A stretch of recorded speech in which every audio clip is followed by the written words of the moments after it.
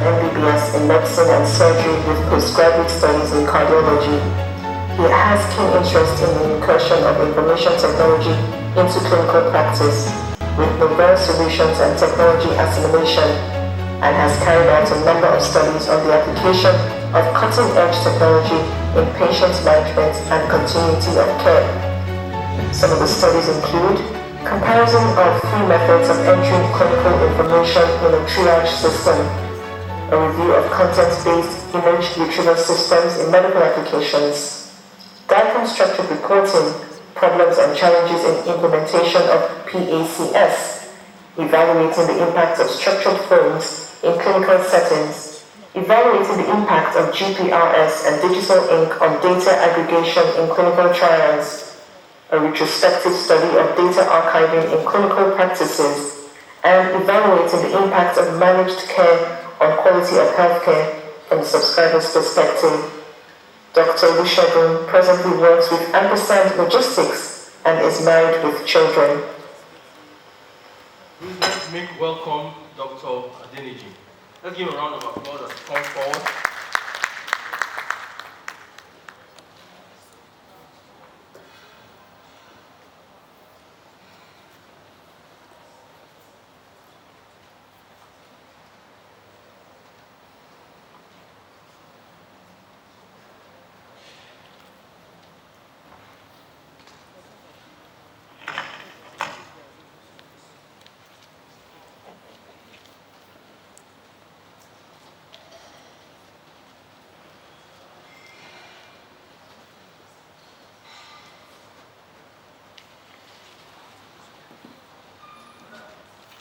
Okay, good afternoon, ladies and gentlemen. I'm very glad to be in your midst today. We'll be talking about, the topic is information interchange standard policy in healthcare. But simply put, we will be talking about health information exchange. And I have a good news. There is a big opportunity for us that are business-minded that will be touching on at the tail end of this presentation. Essentially, health information exchange is all about this, where we have different health records being able to communicate with each other. I'm sure that there's nobody here that will say that you've been with the same hospital and the same doctor since you were born. You will have had cause to move from one hospital to another, whether by virtue of relocating to another city, or by virtue of employment, or HMO, health insurance, and all of that.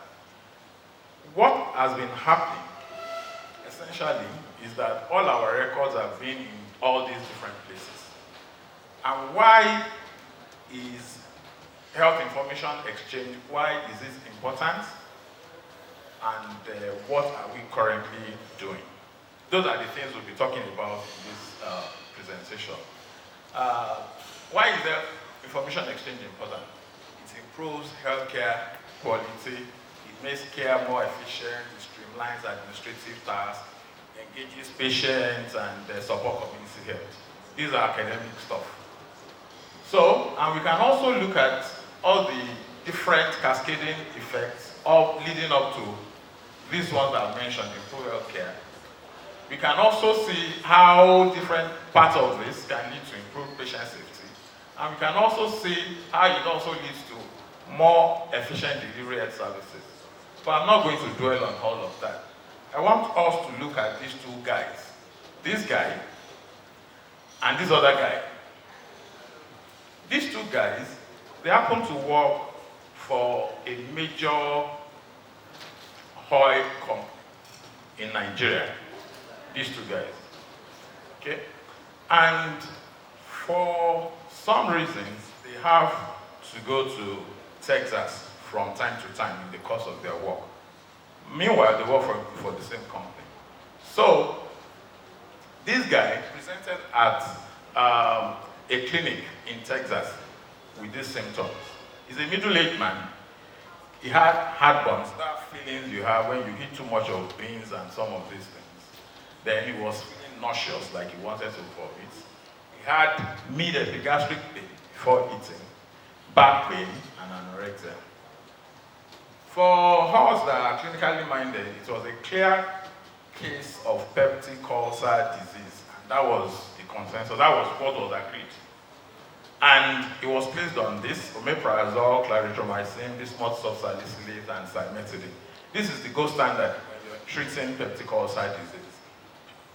The second guy happened to have gone to to California before then, and had cause to attend a clinic outside of the office. He also presented with the same symptoms. Middle-aged man, heartburns, nausea, epigastric pain, and all of that. But what now happened is that, unfortunately, about 2 months later, this guy died. Whereas this guy didn't die. So what happened? Because this guy was in California some times before that time, he was seen to present at the clinic at that time with clinical depression. And the other checks, he took the opportunity to do his annual checkup in California at that time. And they found his bilirubin level to be 2 milligrams %, okay, in his last annual check. This, at the other clinic where he presented with all of this thing, all of these symptoms, the electronic medical records just also flashed these other findings, that this guy had history of depression and the bilirubin level was this. So what happened? 2 months later, this first guy now had this jaundice, abdominal mass, ascites, paraumbilical, subcutaneous nodules, and the diagnosis was late-stage cancer of head of pancreas. Pancreatic tumor is something that, by the time the diagnosis is made, is more or less like death sentence. That's what killed Jobs. And the outcome is death. But the funny thing is that also it is shown that in the early stage of pancreatic tumor, before you start having classical clinical symptoms, you are likely to have these two things, depression and elevated bilirubin level. This was seen after so many researches, and they discovered that if you can pinpoint these two, and you do CT scan to confirm the state of the pancreas, you are able to go in, do a radical pancreatectomy, and the patient will live. So what has it got to do with the topic of today? This guy was lucky because he happened to be in California, where they had his medical record in the system. And when he went back later with his symptoms, the system was able to retrieve from another clinic that he presented with depression and 2 milligram % of bilirubin. And pancreatic tumor was on their radar.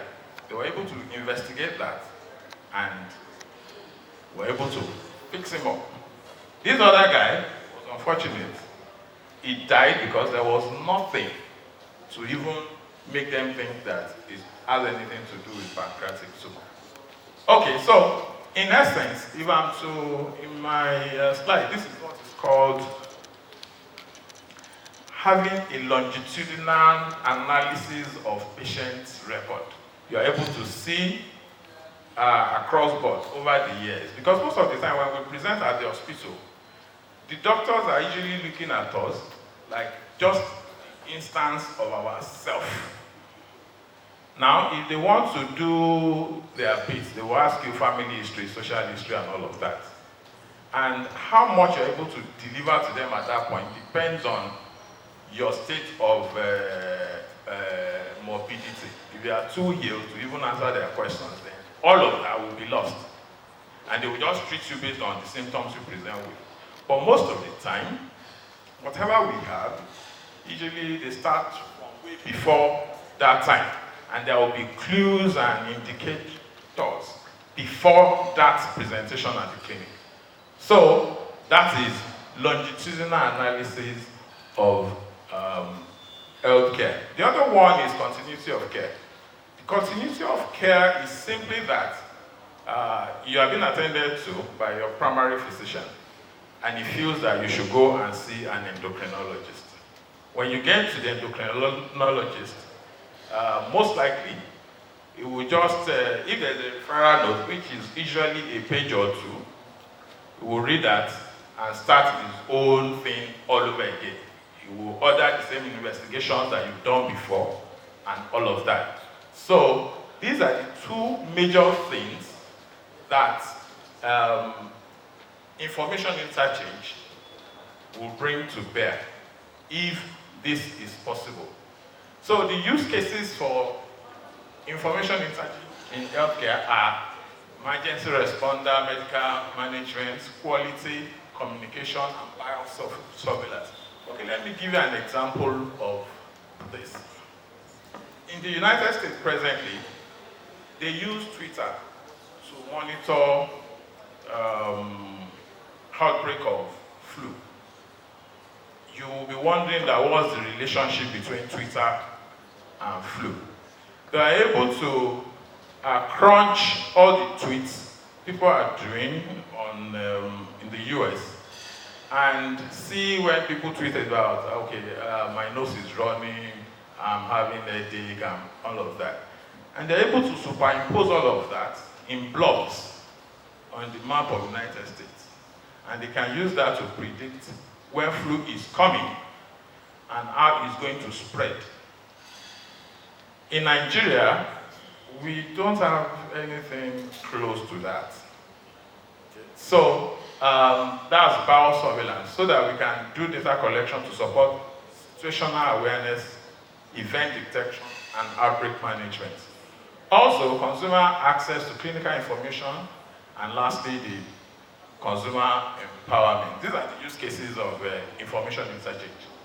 Now, this is what we want to achieve, like I showed us earlier on, whereby laboratory results, primary care physicians, pharmacy, specialist clinics are all tied down together, and our information can go with us as we go. So how do we achieve this? We have the options of learning from the people that have done this before us. And some of the successful options are like the German e-health card. You go to the hospital, you have your e-health card. And like a synopsis of the encounter is captured on your card. And the pointer to the big clinical data is also left on your card. So when you go to the next clinic, they put in your card and is able to get all of that about you onto the system, and the clinician can take it from there. The second one is regional and national health information exchanges. I want you to think of these like InterSwitch. These are data clearing houses for medical information, whereby the electronic medical records you have is being synced with the central health information exchange servers. And when you go to another clinic, it will more or less just download your stuff from the central HIE server. The other one is personal health records app. These are apps that you have on your mobile phones, and when you are done at a clinic, a snapshot of your clinical history is captured on the mobile phone, and when you get to the next clinic, you can use that one to kickstart retrieval of your records from wherever they may be. And the last one is direct service. This is a push model. Push model in the sense that at the completion of my encounter with a patient, I'm required to push a button, whereby it will send it to wherever you are going next. Or I can send it to your personal health record app, like that. So the direct service is a push model. And I want to just quickly mention this. There are some constraints to achieving health records interchange, which this direct service has been able to avoid. And that has to do with how do you identify your patients across all the hospitals. How do you know that Mr. Shegun Adeniji that is here today is the same Mr. Adeniji that is coming to this next clinic? When we have so many Mr. Adeniji, all the speakers today, I don't think there's any one that did not mention on the issues we have around ID, how to identify Nigerians uniquely, and is a major problem. So now, what are we doing as a nation to achieve this health information exchange? And the simple answer is, we are not doing anything. Really, nothing at all. Nothing is on the radar. Instead, what we are doing is that we are just building silos. Ministry of Health issued out to all the federal hospitals, teaching hospitals, general hospitals, all hospitals under Federal Ministry of Health, that they must adopt one electronic medical record or the other. They did not give them any guideline on what to get. They just feel that, okay, everybody in the world, they are getting electronic medical records now. Our hospitals also should get. And they put a small amount in their budget and mandated them to go and get whatever they can get. It was not even in consideration whether they should get something that can work across all federal hospitals. That was not even the point. They just told them to go and get. And what we are doing is just our private hospitals, government hospitals are just buying electronic health records. And even at that, the penetration is still less than 2% of the population. While if we start counting hospital by hospital, that is less than 8%. In short, we are just building containers for information that are not doing anything. So the problems with siloed AHR are this. The landscape is filled with different proprietary data structures and services. The way this vendor would store his own data would represent patient symptoms is different from that one and all of that. Then there's lack of support for patients across transition care, and there's zero continuity of care. There's absence of longitudinal analysis of care, like I mentioned earlier on, and there's lack of visibility across public health needs. Now, so what are the problems that we face in achieving health information exchange? Like I mentioned earlier, the first one is, how do we identify our patients consistently as they move among different healthcare providers? Do we do BVN? I don't know how many Nigerians have BVN. That should be less than 40%. I'm not sure about that. But something that will not cut across everybody cannot be used. We all agree that BVN is a very good one and very successful. But what of all the unbanked people that need to go to hospital? The second one is lack of standards in how clinical data are presented. There's lack of framework to ensure patients' privacy. I can tell you, if you are determined, you can get anybody's case notes from most hospitals if you are really determined. And also, who should play leadership role in addressing these issues? How should things be represented? How should they be transmitted from one person, from one facility to another? And how they should be stored? So it is important, and this is where I'm coming to, that there's a great potential for business-minded people. That who is going to be the next Michel Elebe in healthcare? That's the InterSuite guy. You can imagine if you are charging, let's say 50 kobo, for each time they clear patient's record through your data clearing house. So you can imagine how much of that will happen in a day. Okay? So, policies. And when you form consortia and you are looking at what are the policies you need to work on, because at the end of the day, it is very important that what is being done here is the same thing that is being done in Lagos and other places. We need policies around portability of health records. It is very important that all vendors are mandated that they are able to empower the patients that are using the system such that they can go with their records to the next place. The next one is standardization of software services.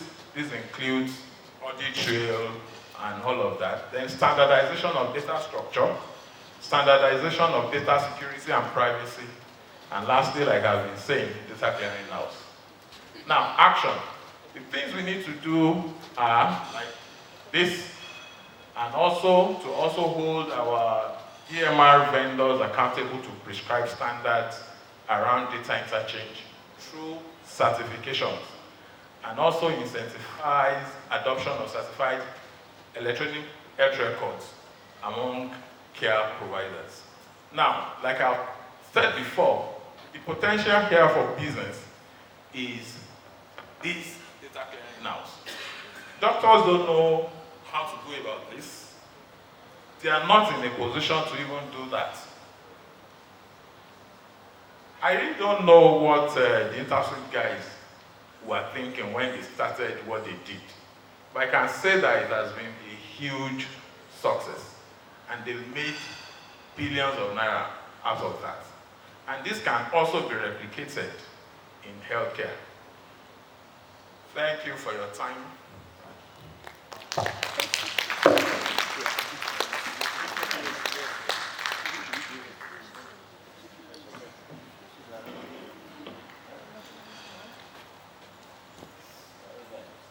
Thank you very much, Doc.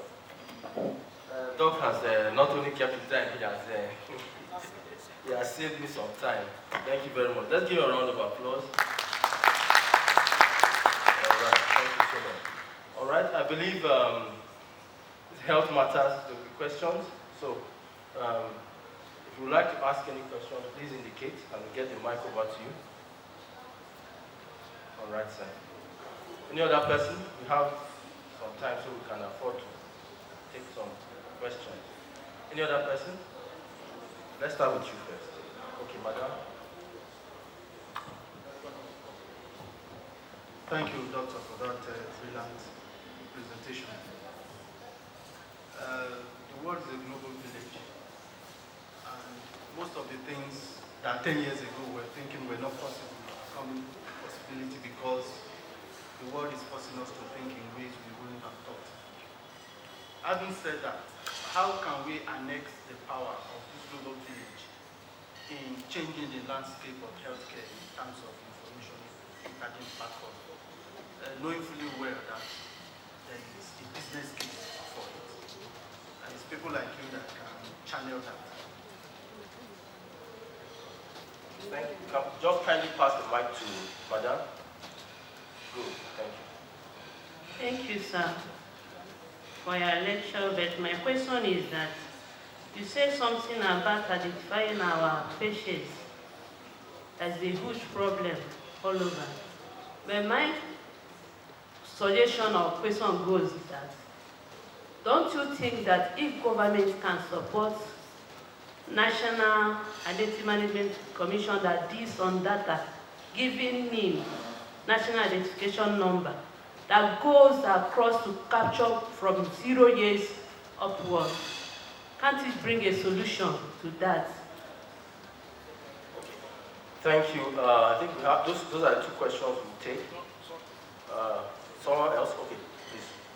Thank you so much, gentlemen, for volunteering. Okay. Thank you very much, Yes. good doctor.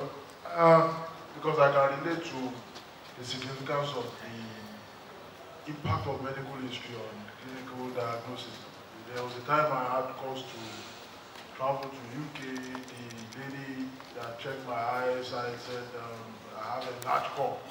Okay, but it's an indicator of something. But because she didn't have access to my history, to know whether there are degradations or all that, she couldn't make any confirmed prescription for me. So she now told me I had to wait a year, come back and probably send the analysis over. So based on the criticality of this health history to to your work, what are your professional bodies? I know there are several. You have NMA, JUSUN. Why are they mounting pressures to ensure there's some form of integrated health records available in Nigeria? Okay, thank you very much, sir. So, Doc, you. Okay. Sir, your question that, like, since we know what is going on, that why are we not doing something about it? Okay, primarily, I'm a medical doctor, but also I'm a vendor of an electronic medical record system. And if we want to be fair, we should not be seen as being involved in a data clearinghouse. It's just like saying Zenibank, let's say Zenibank buys over InterSwitch. So I can afford to block the transactions or delay the transactions of other banks. Things like that, conflict of interest. So essentially, that is the reason. I believe that if we work with other electronic medical record vendors, we can do this in coming up with the standards and also collectively sponsor a data clearinghouse for fairness. So that is the reason for that. The identification that Madam talked about, NIMSI, yes, it is very good, but I remember there was somebody from NIMSI here earlier today. I would not know what's the percentage of Nigerians that have been captured on NIMSI database. I heard her saying something like 40 million. So that would be like 1/5 of Nigerians. I myself, I only registered a couple of months ago when I had to renew my passport. If not for that, I wouldn't have done it. So going forward, if we can ramp up the campaign for NIMSI registration, it will be a very good identifier for patients, and it should actually be like a compulsory field when you are registering a patient, so that when you want to cross-reference patients across hospitals, you can use that easily. So the last question is, what are the professional bodies, what are they doing in achieving this? It is rather sad that nobody is doing anything. And basically, the problem of data sharing in healthcare started with you trying to protect your business. You have a clinic, I have a clinic. I don't want my patient to come to you, basically. If my patient needs to see a specialist, a consultant, I would rather have that consultant come to my clinic and see my patient. And that is, I'm being truthful here. I don't want to send my patients to you. And if my patient comes to you out of their own will, I can only do the minimum to support your costs. And that is the problem. For the bodies, I had to cut out a whole lot of things from the presentation because of time.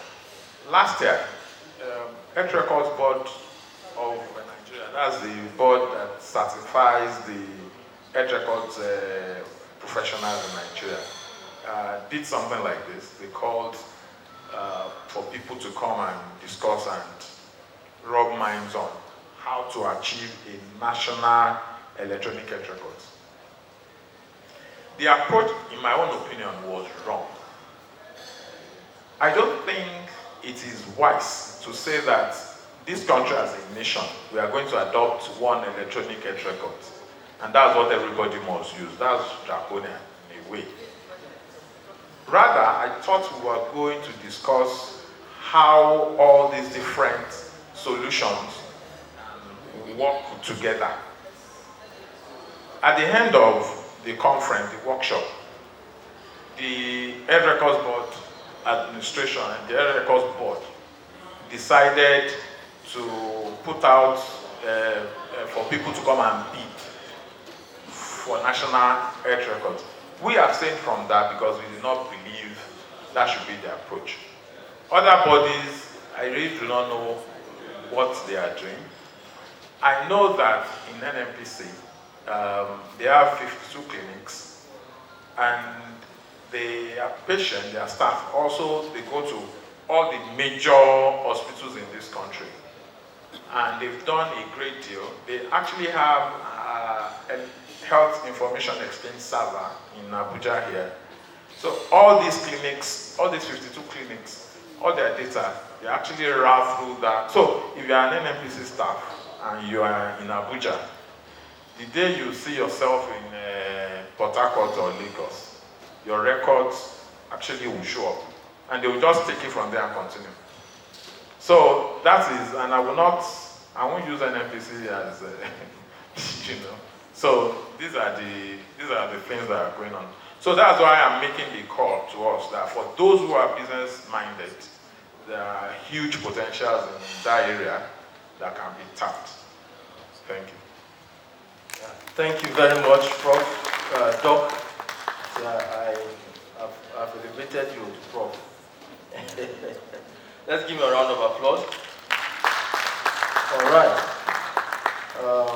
Thank you very much. We are going to move ahead quickly to our next presentation, and that is titled Winning with Emotional Intelligence, and that's going to be presented by Haja Salamatu Yusuf. She's here, all geared to make the presentation. We'll soon have her citation and bring her up. Okay, so her citation, please, and then we'll be good to go.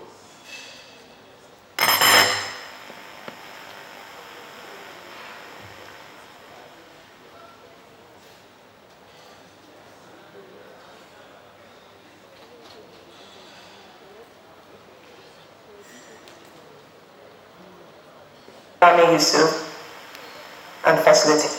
Over 20 years experience in learning and development, administration, commercial banking, change management, and financial regulation in both the public and private sectors. She is currently the team lead for curriculum and program development at the Central Bank of Nigeria.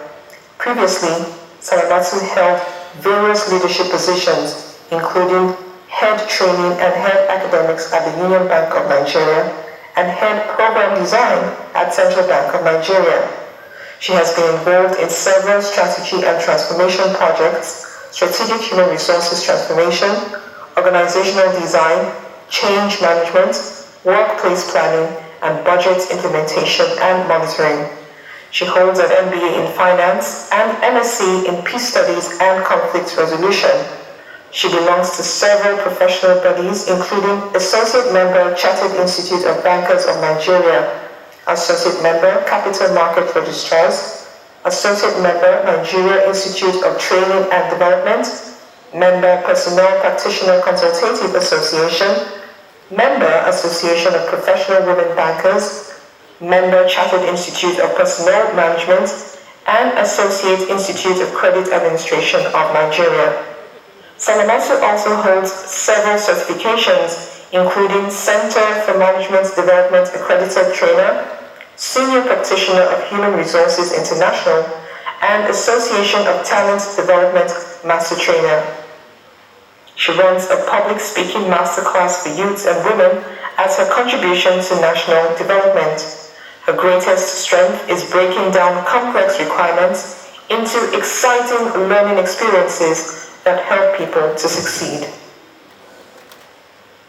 Please, let's make welcome Haja Salamatu Lami Yusuf. Please give her a round of applause as she comes forward. I'm so happy that you're able to take your presentation, and you are very, very much welcome.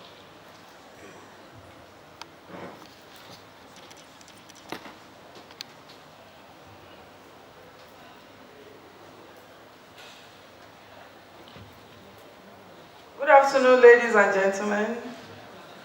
Yeah, can I please crave our indulgence that we'll stand on our feet? Very much. I look forward to an exciting time out, with you all.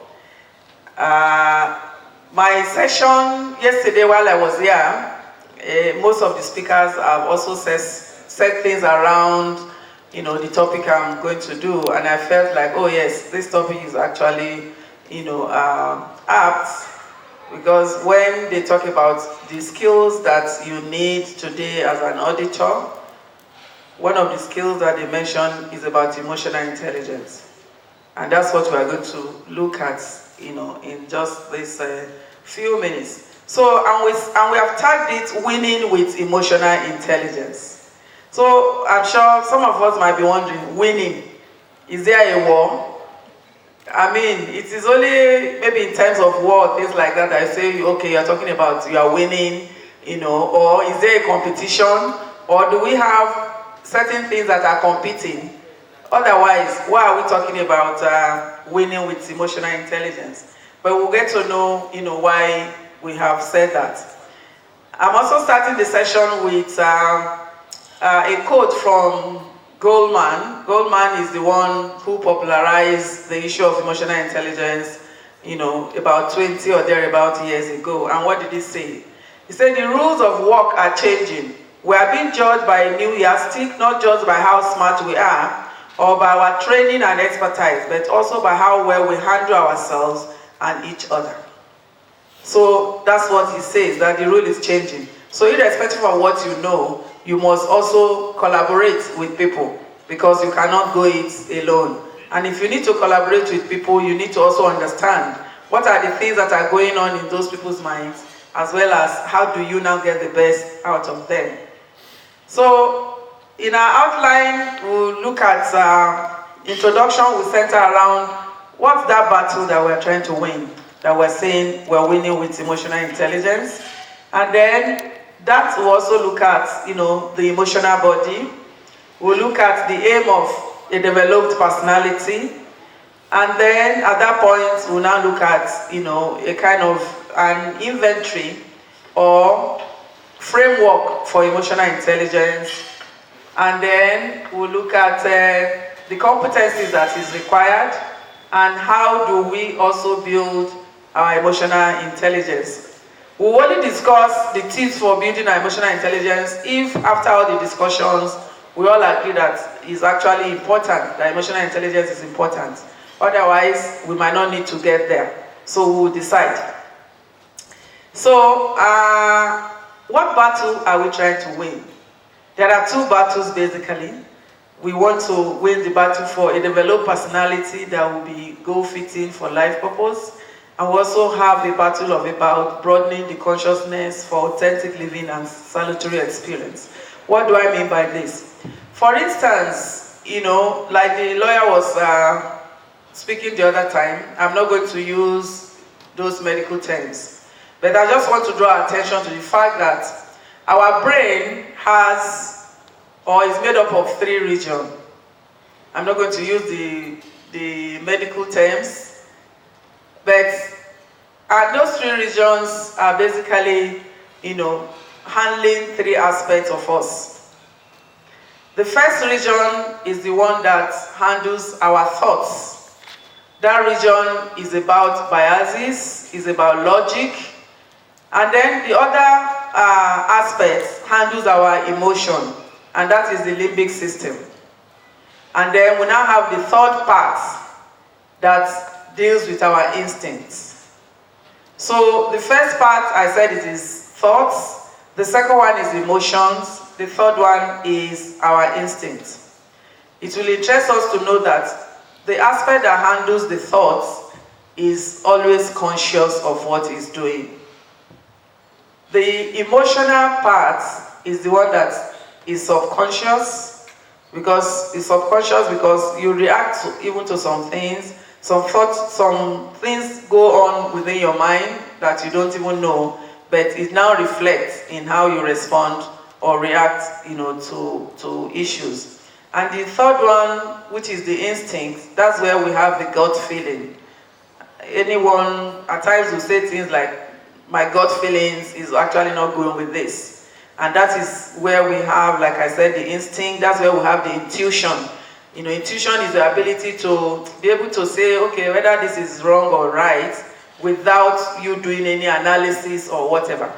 So, but we're going to focus on the emotional aspect of the brain. Because if we're able to put the emotional aspect of the brain in check, those other three parts will be all will be developed, and then we'll be able to be a complete and what we refer to as an individual.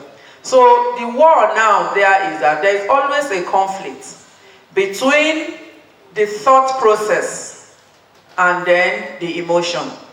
Because the emotion itself is also divided into three parts. You know, you have the part which is mental, you have the emotional part, which is emotions, and then you now have the physical. So most of the times, there is a struggle between the mental and then the emotions. The mental is the one that knows the right thing to do. But there's something inside of you that is always preventing you from not doing that right thing, even though when you know it is right. And that is the emotion. So there's always that war between them. So how do we now win that war? So that brings us to the emotional, the war, winning with emotional intelligence that we're talking about. And it will also reflect us to know that this emotional body that we have is simply a great reflector. How is it a great reflector? It takes things from the surroundings and immediately it reacts to it. Unconsciously. For instance, if you walk into a room now, and as you are coming, maybe you are coming with a smile and all, maybe you are coming with a good news or something, and as you just opened the door, you just saw the people in the room, everybody looking gloomy. You are going to react to that immediately, isn't it? Even though nobody has told you anything. You see yourself, you keep quiet and want to what's going on here? Are we okay? You understand? That is that aspect of you that is reacting to it. And that's what happens with our emotion. You react, at times you come into the office in the morning, you say hello maybe to your boss or superior, and he answers in a particular way. Your emotion will immediately react to that. Not even minding, not even allowing the mental aspect of us to say, could it be that something is probably wrong with her, or wrong with him, or whatever. We immediately take our own decision based on our reaction to what he or she has done. We are trying to, build this foundation for us to know how important our emotions are, and for us to know how powerful our emotions are, and the need for us to actually do certain things around it. So we say it receives the impress of every passing desire that comes. For instance, typically you see some Muslim women are dressed in clothes that does not show, certain figures that they have. But that still does not stop that dressing from activating desire in certain people. Because despite the fact that she's covered up, the aim might be, okay, I'm covered up, I'm not going to activate desire in anybody. But even that appearance alone, somebody else is also exactly, and is reacting to it. So those are some of the how strong our emotions are. It contacts every whim and fancy in its environment. Every current sets it in motion. Every sound causes it to vibrate. For instance, you are in a queue, maybe at a supermarket, and while you're on the queue, somebody just come and just jump in front of you. What will you do? You are going to react, isn't it, immediately? Or maybe on the road, at times when you are driving, somebody who is driving behind you now tries to come and overtake. Unconsciously, you see yourself, wanting to at least come. Why does he want to, take over, overtake and all of that? It's that emotion that is making us, react that way. It now affects our ability to think. So, invariably, for instance, if we look at the issue, the cold room saga, I don't know how many of us, I'm sure we all heard about it. And the principal actor in that cold room actor you discover that he has a label that he carries.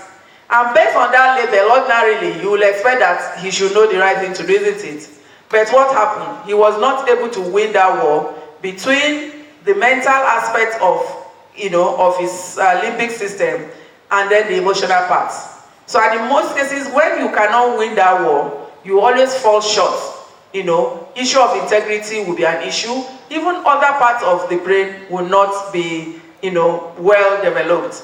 So in essence, we need to train our emotional body so that it can be clear as a mirror. What that means is that it should be able to take things, it should be able to analyze, and be able to take decisions that will take us to where we should. So invariably, if we are looking at our emotional bodies, words that should be describing us should be things like, we should be still, we should be serene, we should be able to analyze issues. But in most cases, is that what we are? Most of us, we are highly distracted. We are very, very impatient. We react to things that happens to us. We are unruffled. We don't, sit down to analyze, to think through before we do things. And most of us, eventually, you end up doing certain things, and then you come back to regret later. You ask yourself, why did I even do this? For some of us that are trying to watch our weight constantly, you would have been told that try as much as possible not to eat after 5 or not to eat after 6.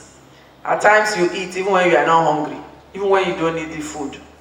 And once you finish eating, that's when you now ask yourself, why did I even eat this food, Seth? It's not as if I needed it. I'm sure we can relate with that, some of us. So those are some of our inability to actually be able to put our emotions in check. So these are just describing ordinarily, this is how we should be, and this is how we should be described. But that is not what we have. This is about our personal value code. Our personal value code is what determines our attitude, and our attitude is a function of our emotion. Remember we said our emotion is also as a mirror because we're a reflector. Because the emotions are very, very powerful. When you look at a particular person, you can be able to know what mood the person is. But meanwhile, things that happen inside or within us are also reflecting in the outside, because that will now determine how we behave, that will determine how we talk, that will determine how we reason on certain issues. So from our emotions, it will now determine our behavior. And you'd also realize that what you think about habitually all the time becomes your habitual, habits, because that's what you manifest. If you are thinking negative things all the time, your attitude, your relationship with people will also be flawed with negativity. So, and our behavior definitely will affect our performance. For instance, if you come into an office and your superior calls you in and say, wow, you did a great job yesterday, and because of that performance that you put on, the team was able to come top on certain aspects, or were able to meet our targets. And by the time I was meeting with the managing director was, full of praises for the department. What's going to happen to such person's behavior and attitude on that day? He's going to be reflective, isn't it? He's going to be happy, because of that he has seen. And that day, everything he does is going to be at top level in terms of achievement of goals and carrying out his tasks. But if the other way was, the issue, he just called, and then he was lambasted. You didn't do this simple thing, as simple as this, you were unable to do it, and because of that, this is what has happened. At your level, I don't expect this from you. What will now be the behavior? What will be the attitude? What will now happen to performance? Is it not going to fall? Because you are going to leave that environment immediately, and you now want to, your colleagues, immediately they are saying you. That which is happening in your mind, your colleagues they will begin to ask. It will be apparent. It will be like, are you okay? What happened? What did he say? What did she say? Isn't it? and the next will be don't mind him or don't mind her. You can imagine after all the effort I put in yesterday, look at what he or she is telling me, and your performance that day is actually going to be affected. So in essence, remember we said our emotions, it behaves or acts based on what it perceives, and then once it perceives, it assimilates them in thoughts, he understands it, and then it makes meaning, creates meanings out of it. So those meanings might not be logical, but because the emotion is the one that is controlling him or her, so you discover that his performance, his relationship will now be affected. So when we talk about our emotional inventory, is about self-awareness. Remember the first commandment says, man, know thyself, isn't it? So it's about self-awareness. How much do you know about yourself? What affects or your decisions that you make, what are they based on? What are the things that controls you? What do you pay attention to? All that will determine how you behave, and it will also reflect in your relationship with people. Do you pay attention to small issues? Do you pay attention to the big issues? Do you see the big picture? Or are you boiled down into the smaller issues? So it's also about self-regulation. It's also about managing relationship. So at this point, we're just trying to understand that our emotions are very, very powerful. So we should be careful how we put them into use, because principally we are looking at most of the things we do as a result of emotional hijack. You just react without thinking. But we are looking at a situation after this session, we should be able to bring ourselves, to the point of being an integrated, personality status. That's what we should bring ourselves up to, where we are emotionally fit, to react to issues, to take decisions, to have the right relationship, and get the right results.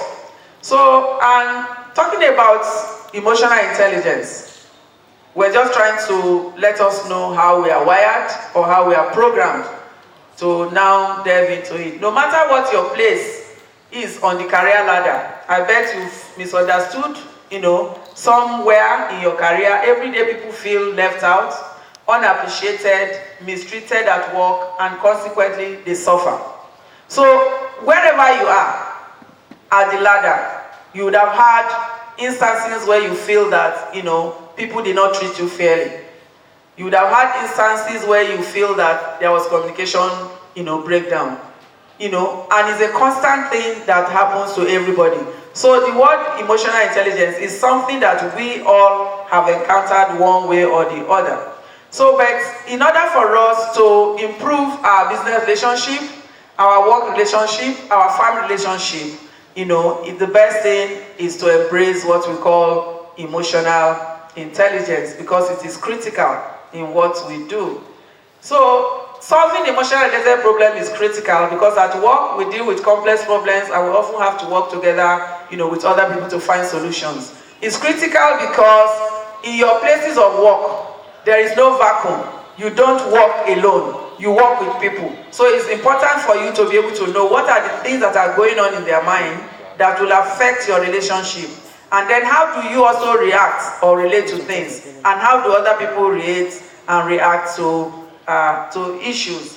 So if you have that at the back of our mind, we now say emotional intelligence is just about the ability to manage the emotions in yourself and then in others, so that you can reach desired outcome. It focuses on personal qualities such as initiative, empathy, adaptability, and persuasiveness. It's seen more fundamental to success than is to IQ. Those are some discussions and it's based on research. And like we're saying, all hope is not lost. even if you are usually emotionally irritated and you react before you know it and you come and regret later, it says, based on research, that emotional intelligence, high emotional intelligence, anybody can learn it, and anybody can decide to say, yes, I'm going to be emotionally fit. So it's all about recognizing emotion and regulating it in yourself as well as in others. So that thing that is holding you back from not punching your boss, even when you feel like, is high emotional intelligence. So recognize the emotions in yourself, recognize that in others, and then you're able to regulate, how you react to issues. And at the end of the day, you would have also been able to regulate for others. If, for instance, somebody comes in charged to you and begin to lay maybe some accusations and begin to point fingers that you did this, you do that, and all of that.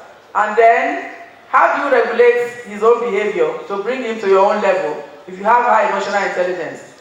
It's also not play the game his way, isn't it? It's to say, oh, I'm sorry, please can you sit down so that we can, talk about it. I believe there's a misunderstanding going on here. By so doing, you have regulated. If he was coming, screaming and shouting, and you say, oh, I'm sorry, that will change a whole lot of things. But if he comes in screaming and all that, and you say, what do you think? You think I cannot shout too? Let's shout now and all of that. Both of you, the difference will not, be glaring. So that's just what we are trying to establish, that we should be able to regulate, our emotions, and then in ourselves and also in order. So we must be able to work with other people, and then we need EI as one of the critical skills that will bring us better results and more success in what we do. So it's also based on research. It shows that EI is also related to great mental health. So it's not only a skill that influences your business results, but it also impacts your own happiness. If you are constantly in charge of yourself, if you are calm, and definitely a lot of things will happen, better. So from the Daniel Coleman's model of emotional intelligence, he has 5 domains. We have the domain that is saying know yourself, and that's why I said one of the first law, isn't it, that says man, know thyself. So, and once you know yourself, you'll be able to manage your emotions, you'll be able to recognize and know others is the emotion. You'll also be able to manage emotions in order, as well as that will eventually you motivate yourself. So this 5 domain, has been broken down into 4 quadrants of self-awareness, social awareness, self-management, and relationship management. So looking at the 4 domains of self-awareness, self-management, social awareness, and relationship management, it says know your story and how it affects you. It's key. What stories, what kind of self-talk do you give to yourself? Are you the one who will constantly be whipping yourself and be telling yourself that, yes, I know I can't do it, or I know I'm a failure, or this is happening to me because I don't know this person, because I don't know that person? And if you constantly do that, it's going to affect your output. It's going to affect your relationship, with people. And then you also need to make peace with your past. That is also one of the fundamental war that we also need to win. Most of us are living or we're attached to the past. Things that have happened in the past is what is determining what we do now, and is what is determining obviously the future that we will get. So as much as possible, we need to detach ourselves from the past. The past is past. We can learn from it, but some people believe totally that it is the past that determines the future. If you believe in that, it means you are going to be living in the past. So we should detach ourselves from the past. What has gone has gone. Because if you keep, thinking it over and over, why did this happen? Why did this person speak to me the way he did yesterday? Why did that, and all of that? You will definitely not have the time to live in the present. So you need to, orchestrate your energy to be able to project and create the future that you need. And it's apparent from, for instance, for those of us that drive cars, you discover that the windscreen, which is what you are expected to look, ahead with, is much larger when you compare it to the side mirror that you're supposed to be viewing the back. So you can imagine if you are driving and you are constantly just looking at, the back. What will happen to, will you ever get to your destination? That's if you are even lucky to even be alive. So don't let us bruise ourselves by being bogged down with, issues of the past. You can learn from it, but just learn from it and then move on briskly. Then know your beliefs, your emotions, and your behavior patterns. As much as possible, if we're talking about being emotionally fit, we also must do away with negative self-talk. Negative self-talk. So we should engage in positive self-talk. We should engage in things that will, give us a positive image and a positive attitude. I know I cannot do it. I know this will. Or I know this can't. I know this can't, and all of that. So we should, as much as possible, disabuse ourselves of that. Napoleon Hill wrote in his book where he was talking about Think and Grow Rich. And basically it's about idea. That somebody comes to you, that everything you see is just about idea. But how you receive that idea determines how, successful it's going to be. Somebody comes to you with an idea which is society and says, no, how come? This cannot happen, this cannot fly, this cannot work. And you are going to ensure you work towards 101 reasons why definitely it cannot work. But if your attitude towards it is, oh really? So how do you think this can be achieved? You're also going to get 1001 ways that it can be done. So we should limit that or eliminate it properly, negative self-talk. And then know your relationship patterns. What are your expectations when you are in a relationship with people? Are you always expecting that, yes, people should always do things for you and not you doing things for people? Relationship, like they said, is like a ledger card. It has the credit and the debit side. When your relationship ledger that you maintain with somebody is in debit, you cannot readily draw on it. It's like, for instance, if your account is in debit, can you walk to your bank manager and begin to rail out, insults why they didn't do this, they didn't do that? If you need anything from them, you are going to go and see how you can discuss it, friendly and all of that. So, but if you have a credit balance, from the comfort of your home, you can also draw on it without, any apology. So that's the way our relationship ledger should be. Our relationship ledger should focus on maintaining a credit balance all the time with other people. And that means we should learn to do favors for people. Once you do favors for people, they are the ones that will be looking for how they can do favors, in return. I had a cousin, younger cousin, who was living with me at the time. And he's a guy, but the kind of things he was doing for me in the home, I'm like, how can a boy do this? He will scrub the floor, he will clean the house, he took over the kitchen, everything you can think of, he will do it. Pick the kids, do this. And it's now me who was wondering, what have I done to deserve all this? I now took it upon myself to say, this boy, I can't keep him like this. So with all this that he's doing for me, I have to look for what to do for him in return. And he does it day in, day out without, doing it as if he's looking for anything. At the end of the day, I had to go to some of people that I know and say, please, I have somebody here that he must start working, no matter what. I had to go all out. He never asked me one day that, I need a job or whatever. But because of the way he was behaving, I had to say, yes, this guy needs, to do something. And today he's working, he's married, he has kids. So that's the way it is. If you always do favors for people, definitely they will also be looking out for how they can, pay back, if we can use that word. So for self-management, it's about developing skills for breathing and relaxation. It's important that we should rest. It's important that we should exercise. It's important that we should eat well. Because if you are not relaxed, if you are ruffled, definitely it's going to affect your relationship. It's going to affect your reaction, to things. For instance, let's just cast our mind back. What time of the day do we think is likely that maybe spouses could have an argument? Is it like 11 a.m. or 11 p.m.? What time of the day do you think there is likely to be argument, there is likely to be irritation, and all of that? What time of the day? 11 p.m. And it is not for the reason that most of you are thinking about. What are we thinking about? I can imagine. What are we thinking about?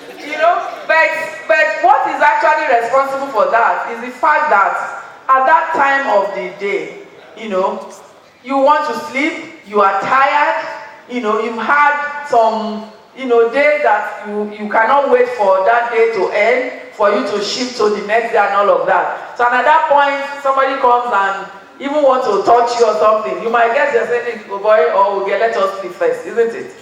So it's important that we should ensure we have enough rest. It's important that we also ensure that we engage in exercise. It's important because if you're in the right frame of mind, it will also help to develop this emotional fitness that we're talking about.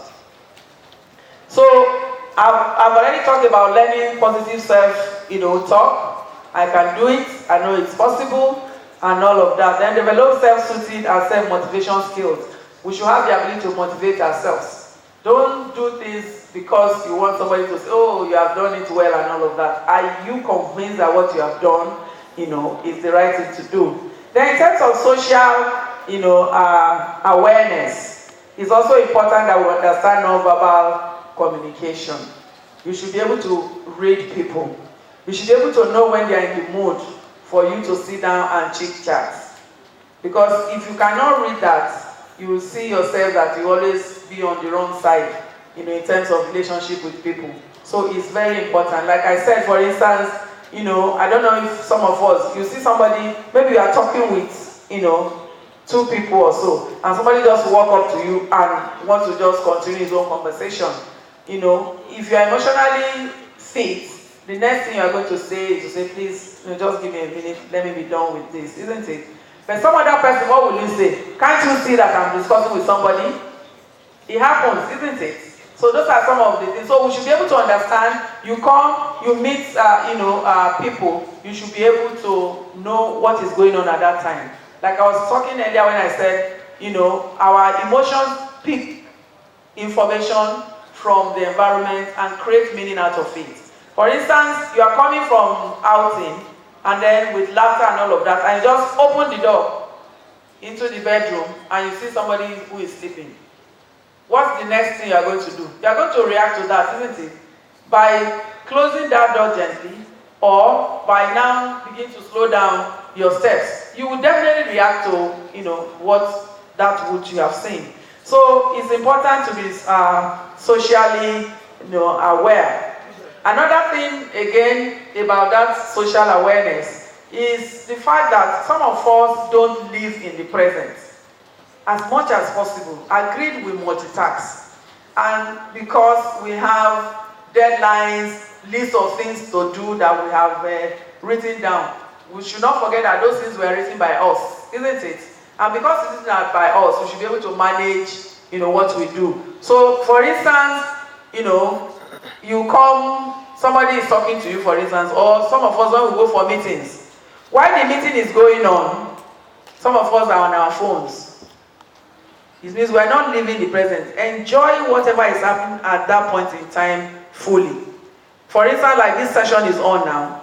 If you are socially aware, you should know that if somebody is like standing in front of you, saying something to you, that person should at least get your attention. Imagine, for instance, you call, for the women especially, you call your house help and you are trying to give her, instruction or tell her what to do or discuss certain things with her. And she picks up her phone and she is like this while you are talking. What's the next thing you are going to do?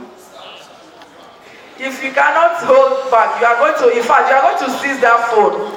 That's if you are able to apply restraint, isn't it? Or you are even going to insult her. You understand? So that's the way it is. So if you are socially aware, which is one of the quadrants of emotional intelligence, you should know that whenever you are in the presence of certain people or doing certain things, you should live that moment. Live the moment. Don't conjure so many things. We want to be on the phone, we want to be on the laptop, we want to be eating, we want to put food on the fire, so we'll be running from pillar to pole and all of that. It affects the results at the end of the day. It's also good to maintain a very good physical health. I'm taking time on this quadrant because this is all basically what the emotional intelligence is all about. So we might not even go through all the other slides, one after the other, because what we have in those ones is just re-emphasizing, what we have here. So develop a positivity view of others. What that means is that don't be paranoid. Don't believe that anything anybody says is never good. Don't believe that people's intentions are never good. Because if you constantly believe that people's intention, where they are coming from, is never good, what is it going to do? It's going to affect the next quadrant, which is on relationship management. It's going to affect how you relate with people. If you are the type that believe that people are always after you, it will affect your performance, it will affect your attitude, it will affect your relationship. When I was working in Union Bank, the trainer's room is like a conventional teacher's room where all of them are seated together. And we also have a mirror in that trainer's room. So at times when you want to go to class for delivery, you try to adjust yourself and all of that. So one evening, after most of the people had closed, they came around and fixed this air freshener. This one that dispenses, after a while. And those ones that they fix to the wall, they are more flat, unlike the one that you can just place on the table. So I have this friend. So, and then we're in Lagos. Lagos, you come early to work, and it's when you come to the office before you now go to where you apply your powder, your lipstick, and all of that.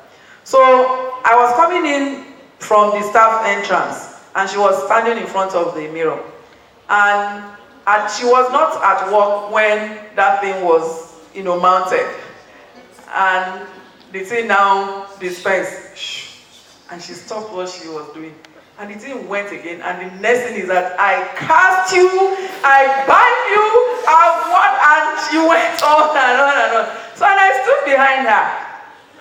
And I said, my friend, I don't know, say, you'll be casting and binding like this. So she said, Rami, can you imagine? I'm just standing and, something just, keep coming. And I told her, I said, look up. She looked. I said, what is that? I said, they fixed it yesterday after you have gone. She said, oh my God. So I said, so if for instance, maybe I didn't come in or nobody drew her attention to it, she's going to go with that mind to say that, something had happened. She said she's from the south, so she traveled home and then came back to school with some snails, live ones. She had not, arranged them ready for pot. So, and then she had something she needed to do, so she left the hostel and left it in the container, exactly. So before she knew it, some of them had creeped out of the nylon, and then it now went to somebody's environment. So she was now coming back from where she went, only for her to see that people were gathered in that person's area. And she was wondering what was going on. They were praying, they were doing sort of things and all of that. Where did this snail come from? And all the casting and all the binding and all of that. And then she now picked. She said, what's going on? Somebody asked her, we don't know, just like that. So snail just appear and in her corner. So she went to call her brothers and sisters to come and pray. She said, snail, is my snail. She just went in between them, just carried her snail and then, and left. So we should not be paranoid. If we are to be emotionally fit, is important. Understand the basic emotional needs. Like we said, we need to rest, we need to exercise, is important. We need to purge ourselves of negative thoughts. Then, in terms of relationship management, develop skills for reflective listening and empathy. Empathy, we all know, isn't it? You should treat others as you want them to treat you. In customer service too, we also says you should treat the customers as you also want to be treated. And listening, unfortunately, is one of those skills that was never taught in school. We're taught how to read, we're taught how to write, isn't it? But I don't think any of us had lesson on listening, because it is assumed that listening and hearing are the same thing. Because once you have ears, we believe that, oh yes, you can hear, and we now equate hearing to listening. So, and that's where most of us fail, even as leaders or even as parents. We don't have listening skill. We need to develop it. And one of the most difficult things about the listening skill is the ability to be able to hold back, not to interrupt. Because in most cases, you will assume you know where this story is going to end. You know what this person is about to say. And because of that, you want to complete it. Some people have also had cause to put themselves in trouble. You understand? Because by cutting in, you end up maybe exposing yourself. Maybe that's not where the person was going exactly. So it's important that we should develop a very good listening skill. Listening is about eliciting comprehension. It's not just about hearing. And like, one of my lecturers usually say, when he talks about listening, he said it's even obvious from the way God created us. He expects us to listen more than we talk. And how is it obvious? We have 2 ears and 1 mouth. So let's use it in that proportion. You go to a meeting, it's only your voice. You are the only one that knows or have something to say. When you have spoken once, twice, and you want to talk again the 3rd time, try to resist that urge so that other people can also talk. Because eventually those things lead to failure in relationships, leads to failure in behavior. Some other people say, he's the only one that knows. You understand? So it affects relationship, it affects behavior. So it's important that we know that. So we should develop skills for assertive communication. Assertiveness does not mean aggressiveness. We should be assertive, we should not be passive. If you believe in something, say it and say it rightly. Don't go about, I was just thinking, I don't know what you would think and all of that. Whatever you are thinking, say it. If it's wrong, they'll say it's wrong. And in the field that most of us are, there is no wrong or right answer, isn't it? So we should be bold, we should be assertive, and when we communicate. Then learn conflict resolution skills. Conflict is inevitable. There will always be conflicts because we're all, competing for limited resources. We're all working together. We have different values. We are all programmed differently. Because if you look at it, we are all subjects of programming. Not the one we have in the computer. But we have also been programmed by our parents. We have been programmed by the environment. And so if, unfortunately, you have somebody who is badly programmed, there's really nothing you can do about it. Because in the study of conflict, resolution, there are some people that's just the way they are. So you just have to learn to accept them. Don't say, I need to change this person. Why is he always talking like this? Why is he, you understand? That is who that person is. So you now need to regulate, your acceptance or the meaning you put to whatever the person say all the time, and be able to now relate with that person, very, very well. So it's important. Conflict, like we said, it will always come. But when conflict comes, we should also watch what we say. Another thing I need to also mention in that area of assertive communication and all of that is also issue about giving feedback. We need to also learn, because it helps in being emotionally fit. It helps in you being at peace with yourself. We should know how to give feedback. And we should also solicit feedback from people that we trust, that will be able to, guide us rightly. How do you think I'm doing? This happened. This was how I reacted. What do you think? We can learn from it. And in giving feedback, it's also important that we stick to what we call the 80-20 rules of giving feedback. The 80-20 rule is just saying that 80% of the interaction at the point of giving feedback should be on the positive thing that the person is doing. Then 20% of the discussion of the time you are spending should now be on the area you expect the person to improve.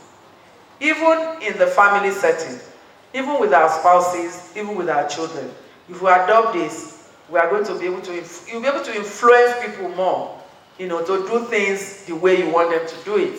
By learn to praise, for instance, if they say, okay, what do you think about what this person has done? Don't just go straight to the negative thing that the person has done. Once the person will begin to feel, I don't think this person has my interest, at heart. But if you start by saying, oh yes, you did well here, you did well here, you did well here, you understand? You will be able to improve or even achieve more when you are able to also consider looking at it this way or that way. And when you give feedback, there are words that you should not use.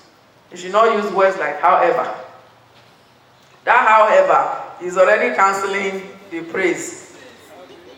Or you use word like but, B-U-T. That is also cancelling out, So as much as possible, resist the urge of using the word however or but, So those are things we need to, because we are looking at relationship management here. So and that's why, all this is coming up.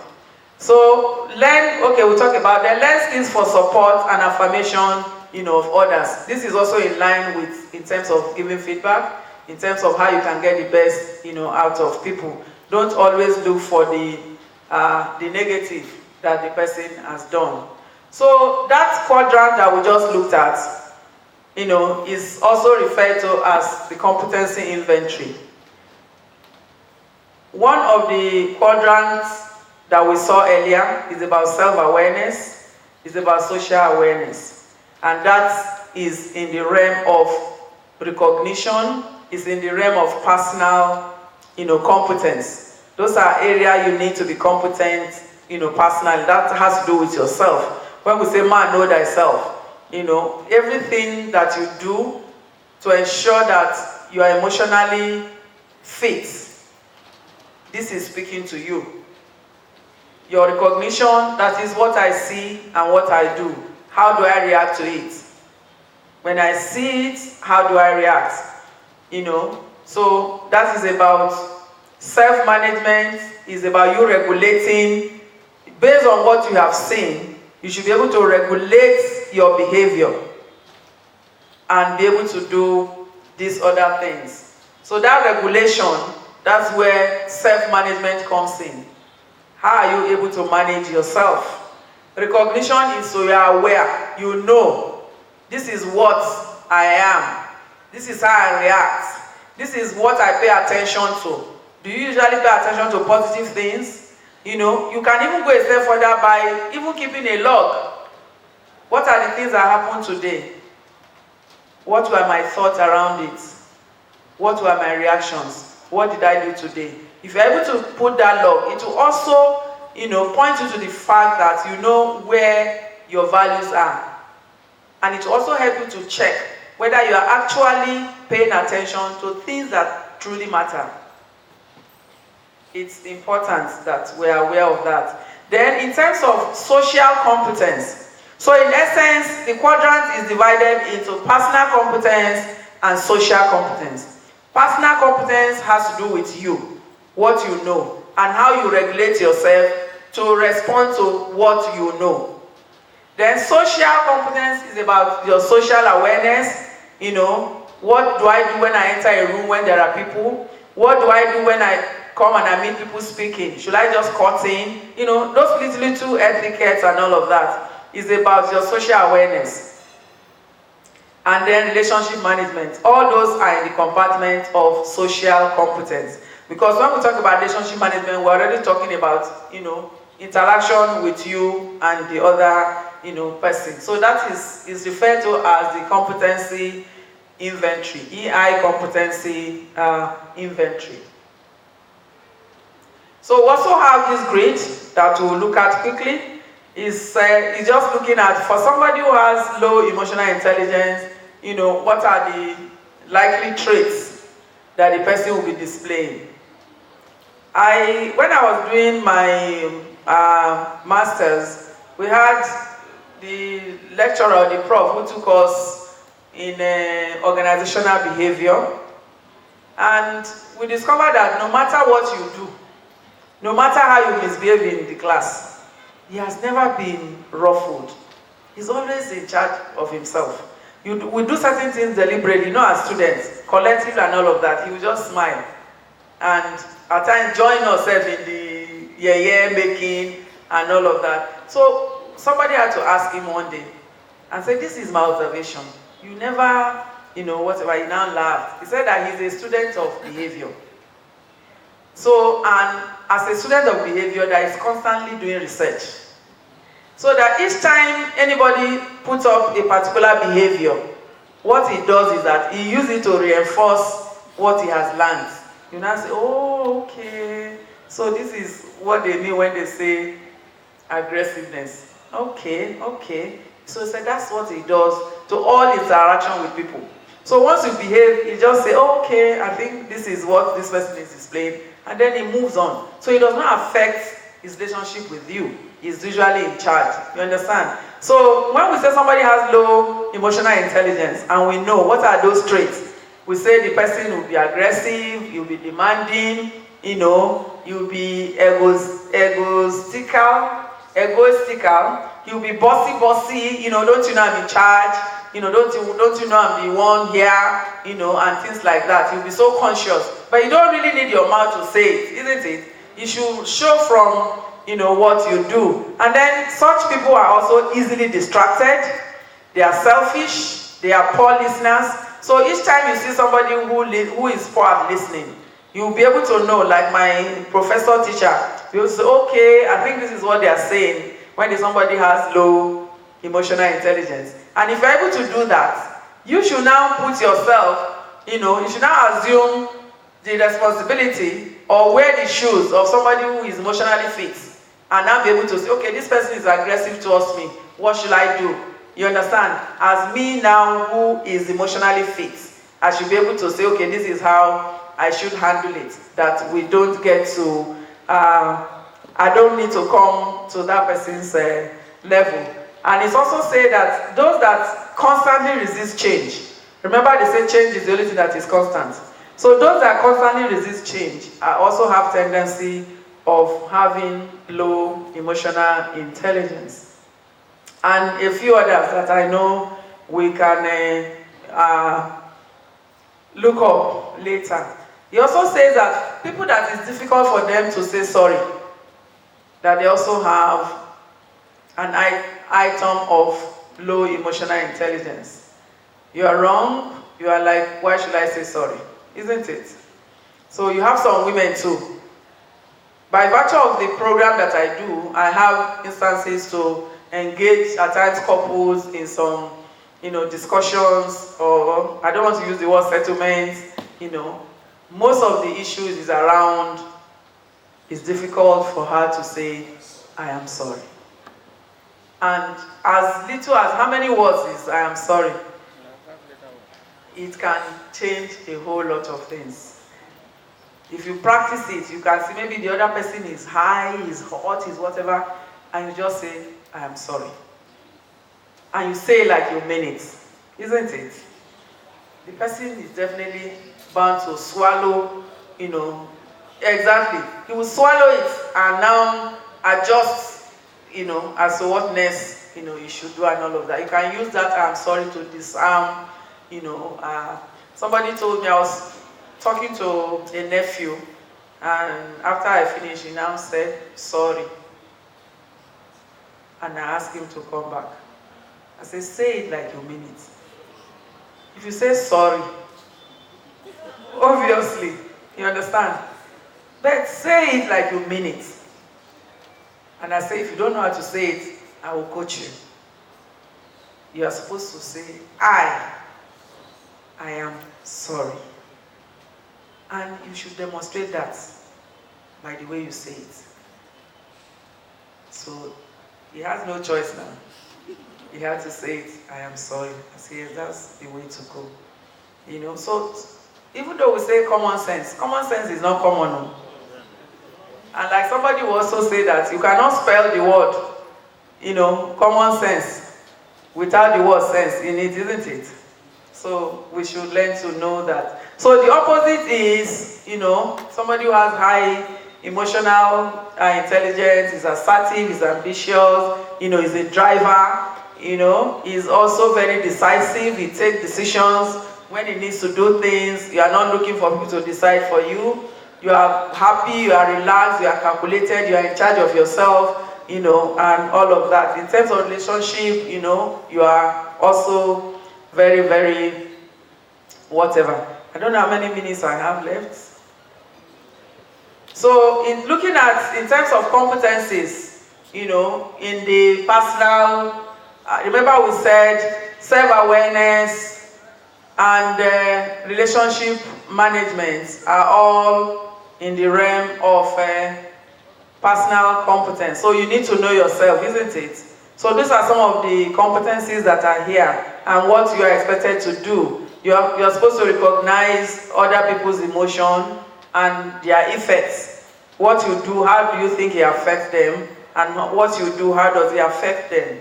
Then self-confidence is also one of the competencies that is required under self-awareness. Self-confidence, you need a strong sense of one's self-worth and capability. You should have a positive self-concept. Don't always, you know, talk down yourself. Don't always, you know, shy away when people are doing certain things you don't want to do it because you're like, I don't know whether if I say it, it will be right or whatever. Say it, whether it is right or not. That might even be the solution that is being expected. Then, accurate self-assessment. Know your strengths, know your limits, know how far, you know, you can go. Then self-regulation. What are you supposed to do? Self-control is important. Keep destructive emotions and impulses in check. Don't act on impulse. Try to ensure that at least you analyze the situation before you take a step. You also must maintain standard of honesty and integrity. Remember I was saying that we should be able to move from the point of having an integrated personality status. An integrated personality status is that which is the person is in harmony with himself. Some of us are nothing but a walking civil war.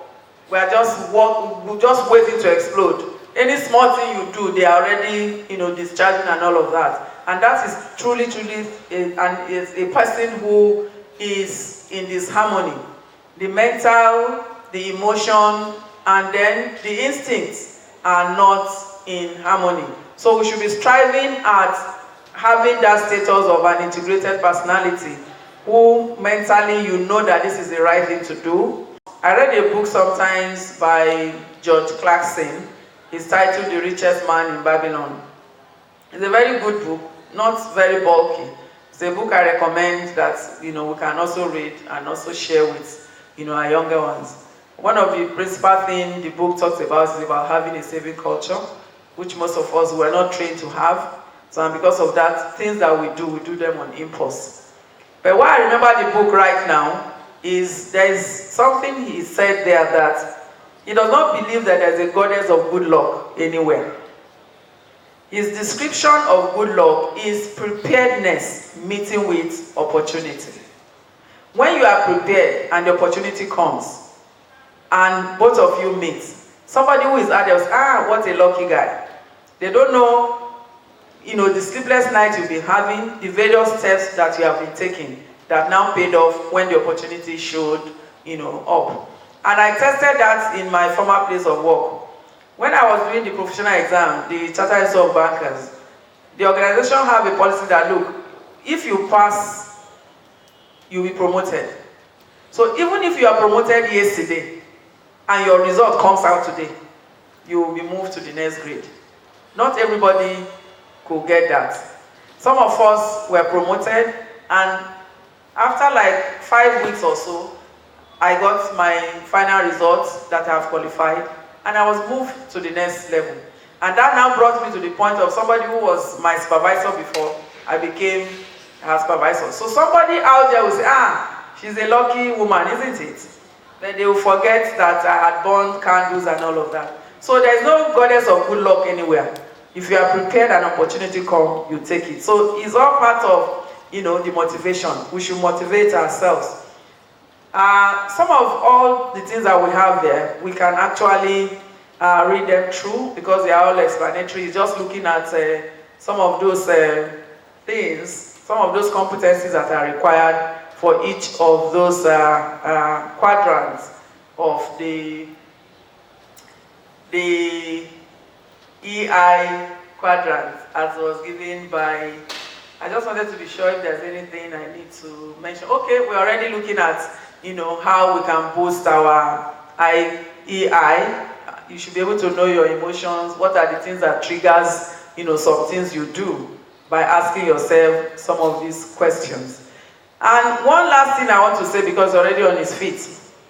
We should also not be on the illusion that once you are emotionally fit, like we said, once you avoid, reacting to emotions, or once you avoid emotional hijack in your relationship, it does not mean that everybody around you is going to like you. Emotional intelligence does not mean you have become everybody's friend. Emotional intelligence will make you be able to know, like for those of us that go for audit, and it will make you to know how to say no to somebody with wisdom, with empathy. So that if that person finds it difficult to deal with that, that is basically that person's problem and not yours. So emotional intelligence is not about, I'm going to make more friends. If you are not careful, it's about even going to make more enemies. Because you are now going to be principled. You are going to do things based on you analyzing, understanding what is fair. Because what is fair to some other people might feel that is also not, fair to them and all of that. So I think I should leave us with that. To say emotional intelligence is not about making more friends, but it's about you becoming firm, becoming assertive, be able to manage relationship rightly as it should be, also be able to maintain a credit balance in your relationship ledger. Thank you very much. Thank you very much, Anja. Let's give her another round of applause. It's a very, very hot topic. Very serious matter. Some auditors, they don't know how to, in fact, employ this issue of emotional intelligence, and as a result of that, some people get slapped in the course of audit. So it's a very serious matter. All right, thank you very much, Anja. So I believe that there are questions. We have time for a few questions, and then we'll break for lunch because we are really pressed for time. So do we have questions anywhere? That's it. Okay, good. Right, auditor, you want to ask questions? Are you being slapped?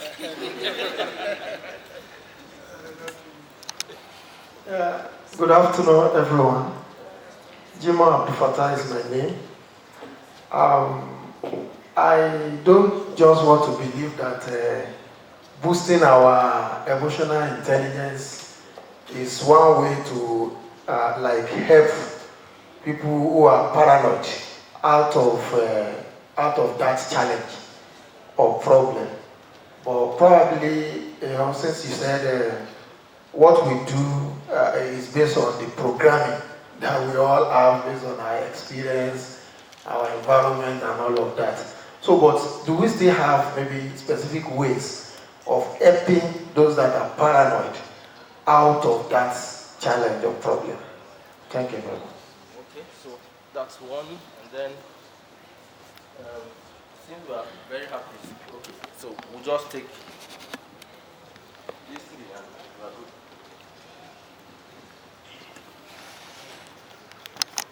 Good afternoon. My name is Samuel Shehu. From my own little experience, I find that in these clients, we're inherently hierarchical in the way we interact in the workplace. And with the advent of globalization, you find that there is this influx of this flat office structure in the way business is conducted when you compare us with other clients. So how do you navigate that minefield in dealing with the subject of emotional intelligence, dealing with superiors, the relationship between superiors and subordinates? Okay. Oh. Last one. Okay, thank you, Paper President. I want to ask a question. My name is Dr. Gosiniro. I want to ask on this, how can aspect of balanced scorecard, learning and growth, how does it help in management of emotional intelligence? Thank you. So there you have it. 3 questions. Okay. I'll give you 5 minutes to. Okay. Thank you very much for those great questions. You know, like I was talking about, you know, we are all programmed or subjects of programs, programmed differently. Our parents, our religious leaders, our teachers, you know. So to the point that everything you do, they have a prescription for it. How you are supposed to see it, how you are supposed to talk, how you are supposed to, and all of that. So, and I also said that if you're unfortunate to be badly programmed, if your programmer programmed you badly, there's basically anything anybody can do about that. For those that are paranoid, they remain paranoid. But the thing is this, it's just unfortunate that in our environment here, we don't seek help. Like in our environment where I'm coming from in terms of training, when you have people that are like that, you take them to programs where they will rediscover themselves. It's not about don't be. You put them in, you know, in atmosphere where they can be part of certain exercises that will be a self-discovery, and they will come to their aha moment to say, oh, so when I do this, so this is the effect it has on people. Oh my God, I never knew. We had such session that, you know, somebody broke down crying and said, I didn't know this is how, you know, the effect of what I do. So it takes about training, it takes about involving them in some assignments, in some exercises, you know, and also reinforcing the fact that you need to trust people a bit more by ensuring that you're encountering them, you give them opportunity to reinforce the fact that yes, you can be trusted. People can be trusted. So you have a lot to do, and when it gets to the extreme, the person might have to seek psychological help, or what do they call this? Psychiatric help. Most of us don't want to be related to that, but you know, that's just the way it is. Then, in terms of our being hierarchical, it's just our nature. It's even less in Nigeria. In some clients, for instance, you can't even work together. For instance, if you go to Malaysia, basically they have 3 major languages. And it's only the Malay that take precedence in everything. For instance, if you are of another religion and you want to marry somebody who is Malay, you must convert to his religion. If you are even seen on the street working together, you are from the same country, seen working together, they can arrest the other person and say, what are you doing? You understand? So those are some clients. Then when we now come to our environment now, if you are emotionally intelligent, you'll be able to understand what is acceptable behavior in your environment and what is not. We had a policy sometimes, not in my present place of work, where they say we must all now go by first name. They came with that and we're practicing it and all of that. But nobody will see the MD begin column. You understand?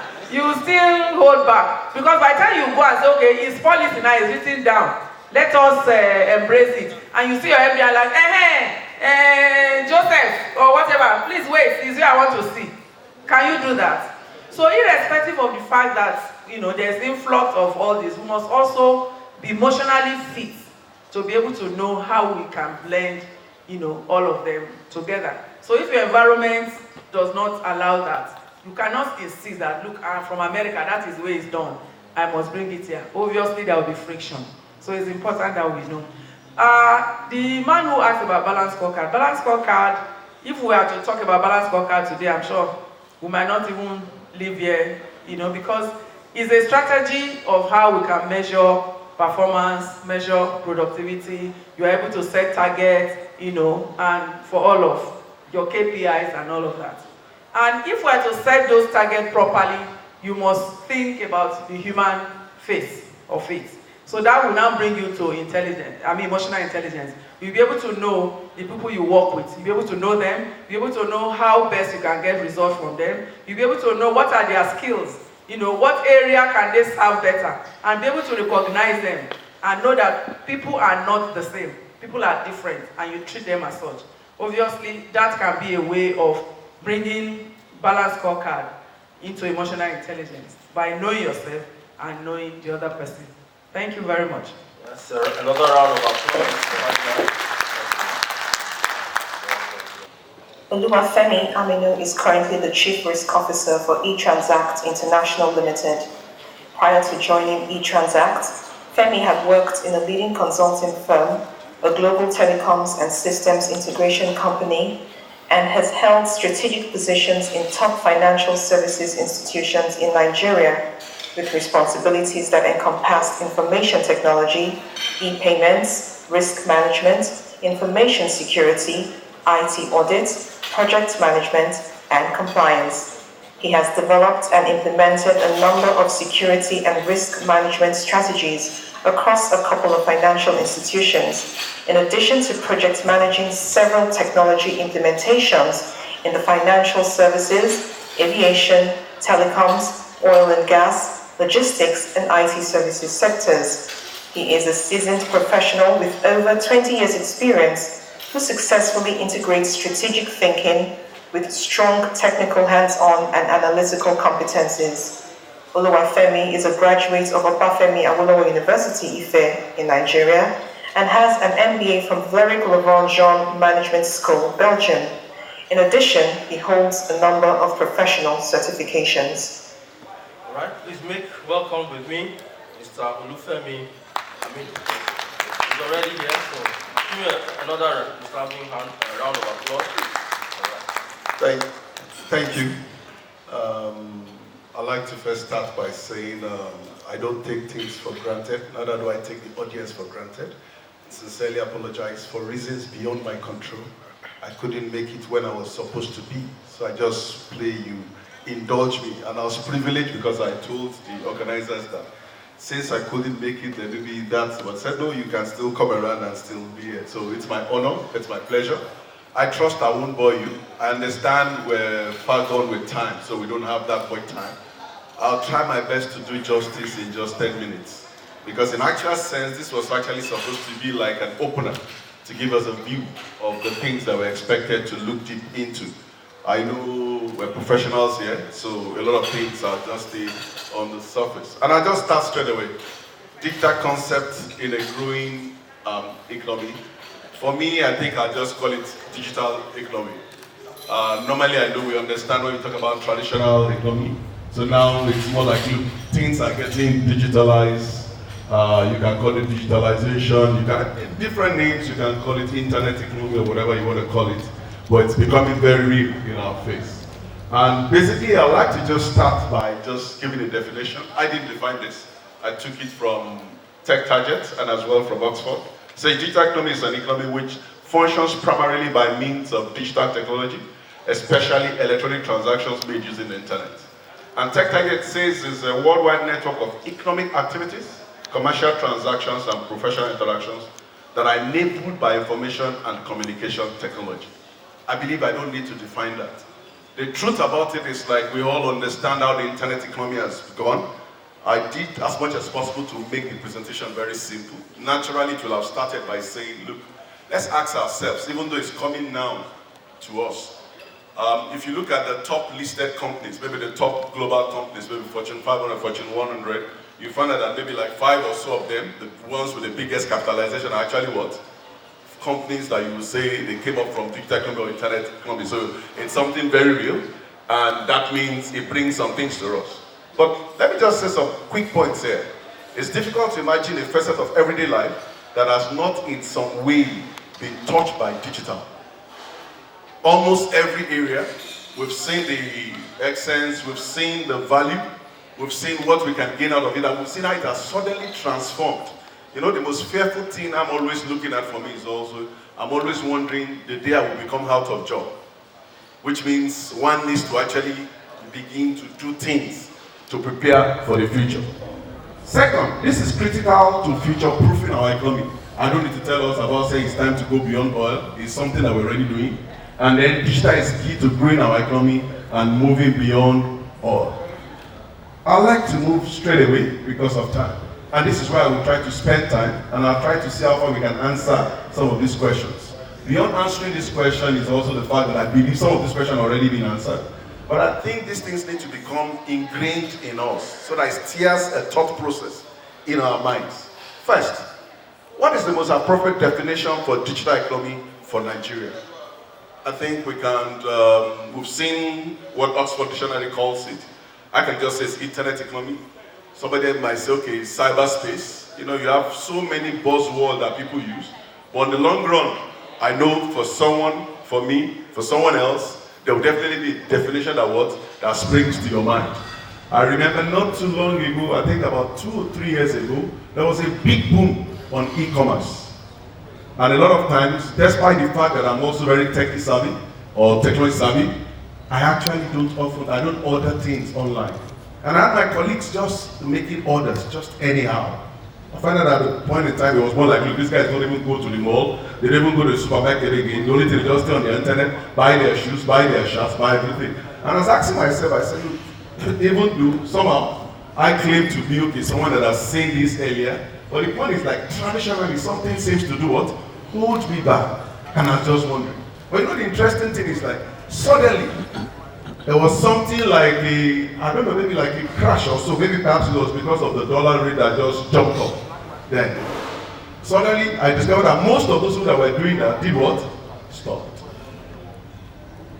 Now, this is real, but the real point I'm trying to say is that, look, it's almost at that time, it was like people were new to it.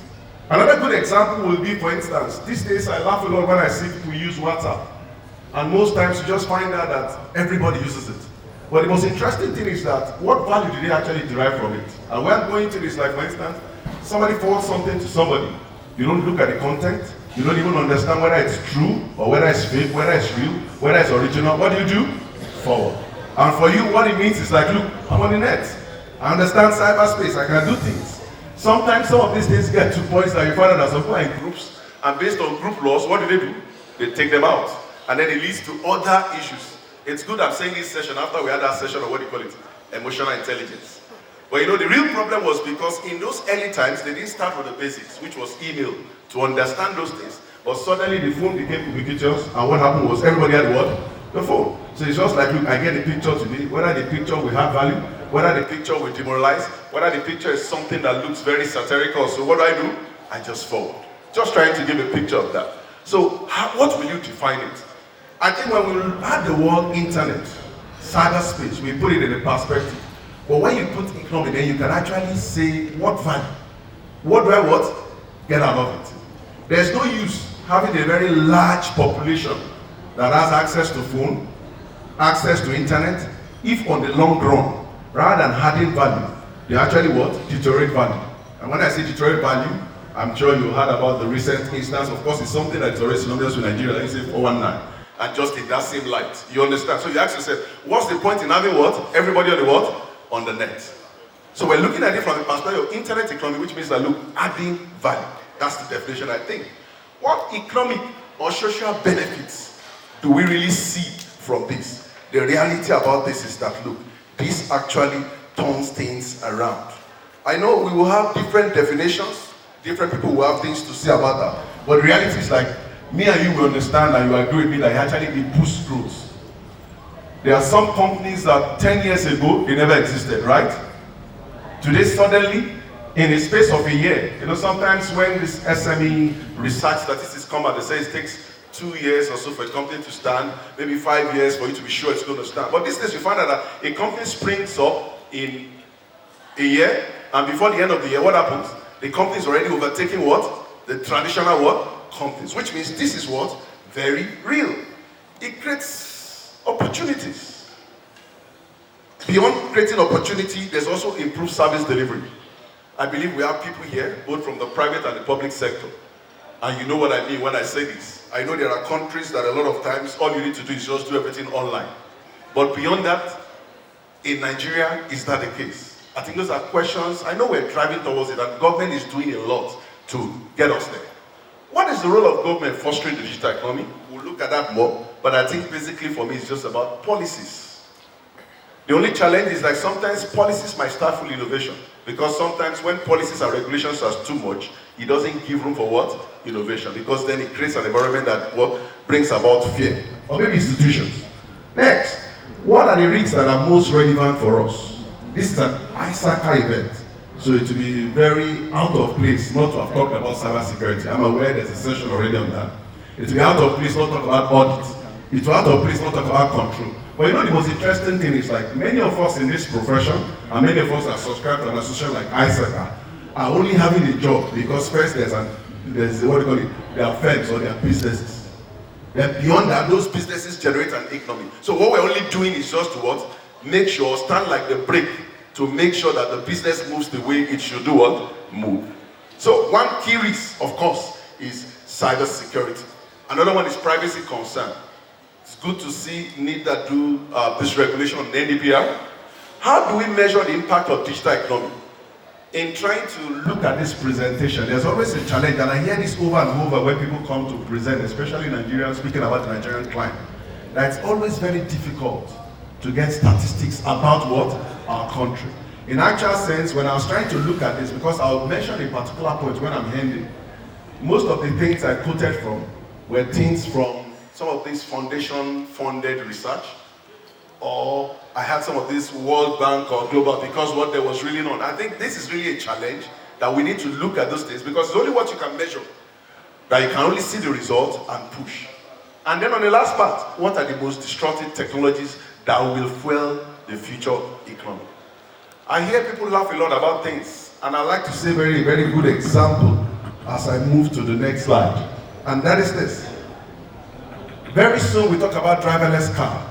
But the question is it out of place if we have a regulation telling us now how those things will function?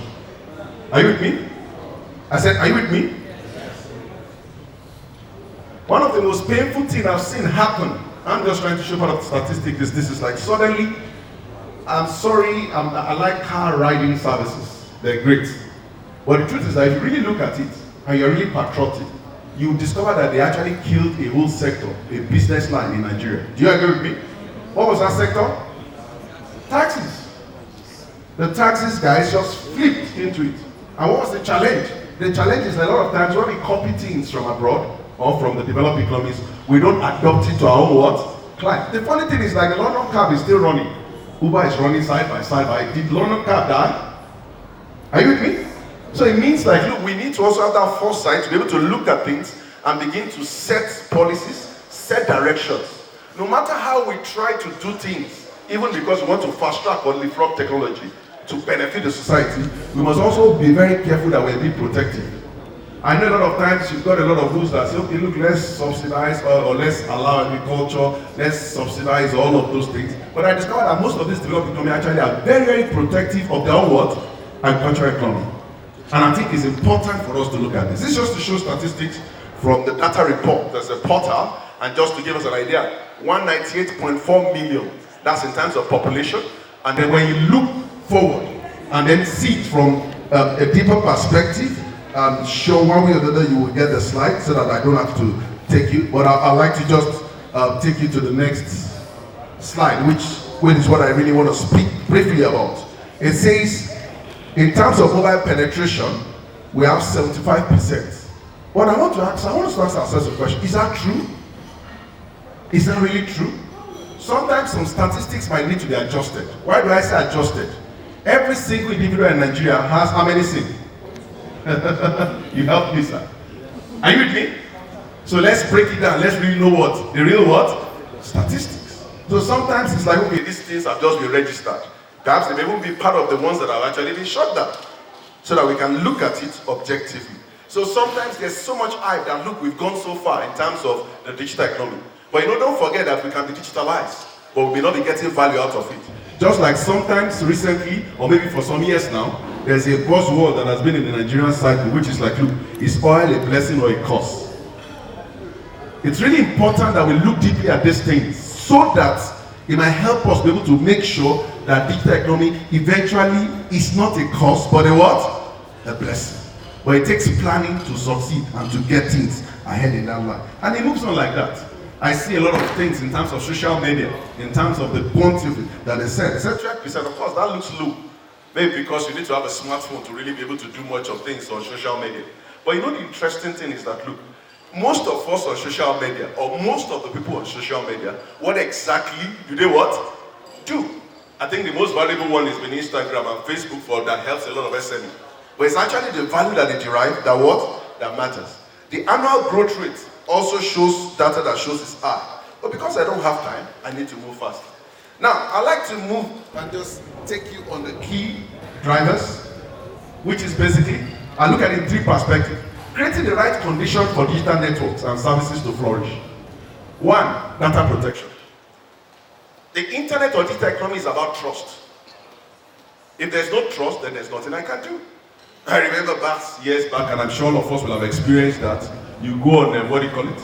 You go on the internet, you want to buy something, they discover that the IP is Nigeria. What happens? Huh? You even want to register for PayPal, you discover the IP is Nigeria. What do? Except when you're schooling abroad, or you tell one of your friends, please help me, right? And then you ask yourself, what exactly is going on? I hope you understand what I mean. So when trust is broken, that becomes an issue. So it's really critical. And even now, thank God for the NDPR rule, it becomes really clear. Because the funny thing is, like, in a funny way, I'll put it like this. Somebody can be working in a telco, in a customer service, may not understand those rules, and then can begin to just pick people's number. Regulation for privacy, safety, security, STEM education, openness. When I say openness, inclusiveness, better access for consumers and businesses to digital goods and services, and finally, enhance and maximize the growth potential of the digital economy. There are points there. The slides will be shared. I'm being very careful because of time, because I still want to talk on the key part, and that is sample sectors. I don't think I need to speak so much on this because I believe in this room, all these sectors are what? Represented. There is something or the other that is happening in terms of the digital space. And I'm just giving some good examples. Excuse me. Yeah, just to show, this is also another statistics. And then new technologies, I'm sure these are things that are not new to us. But this is the place where I would like to just talk and then close. I'm looking at it from the perspective of, look, even though we talk about the digital economy, there's still the what? The negative what? Consequence. Either intended or what? Unintended. And I believe this is really where the essence of this conference. Let's see how to improve the profession. Let's see how to take things to the next level and make sure all these businesses are what? Strengthened so that controls, some controls are in place. Data security and privacy concern, crime and terrorism. I'm sure because of the fact that anybody can also have phones, and sometimes when they're not registered, we know some of the things that has happened from this. We also know the fight that resulted in this. The other thing is in terms of complexity. In the past, sometimes something that is very simple becomes difficult. The truth about it is that we're coming to a time when it will be difficult to drive some type of cars. I hope you know that. To drive car, you put your leg on the brake, right? Start the engine, and that's all. But when it becomes button and button, then that means your plane becomes what? The deck of a pilot. Are you with me? That's where we're going. So it brings complexity, and that's something that we must be able to manage. It's supposed to simplify. 4, social disconnect and decline in real life interactions. I have kids, and I'm always very careful these days, because these days I find out that the only thing they want to interact with is what? Phone, TV. And I'm asking myself, then how do they have real life? I think it will be good.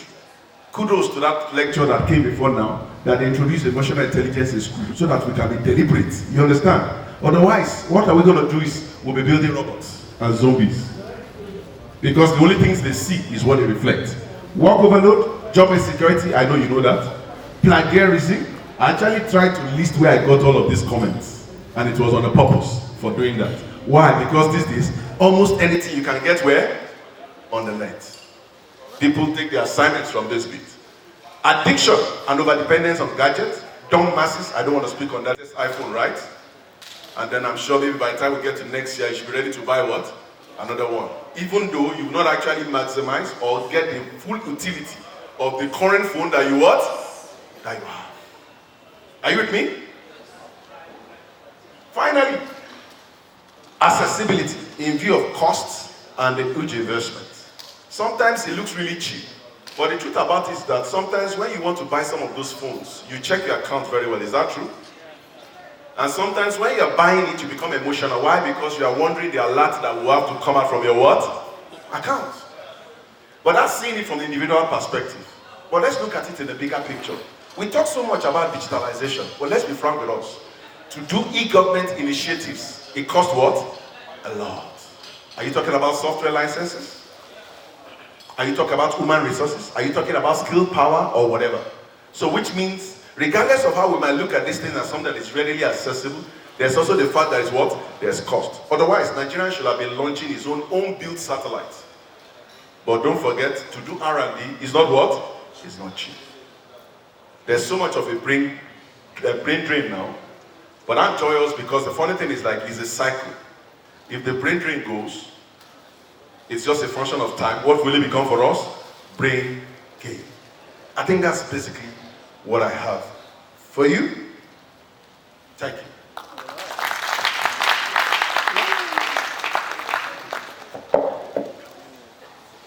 Thank you very much, Mr. Olufemi. Let's give him another round of applause. We should have had it at the beginning, but it's still appropriate, all the same, still okay. Thank you so much. Another round of applause. Okay, so the final session for today.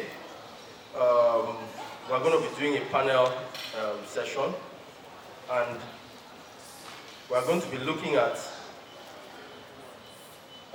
artificial intelligence versus common sense, our lives in the balance. And as moderator, we're going to have Dr. Edward Adeomi Ayodele. So what I'll do quickly is I'll call up the panelists, and they'll take it on from there. All right? So let me start with the moderator of the panel, Dr. Edward Adeomi. Let's give him a round of applause even as he comes forward. All right. Next, we'll have Mr. Chimenka Ezeribe, our immediate past president. Please give him a warm welcome. We'll also have, coming up to be part of this panel, Mr. Temitayo Oladiran. Let's give a round of applause even as he comes forward. You're welcome, sir.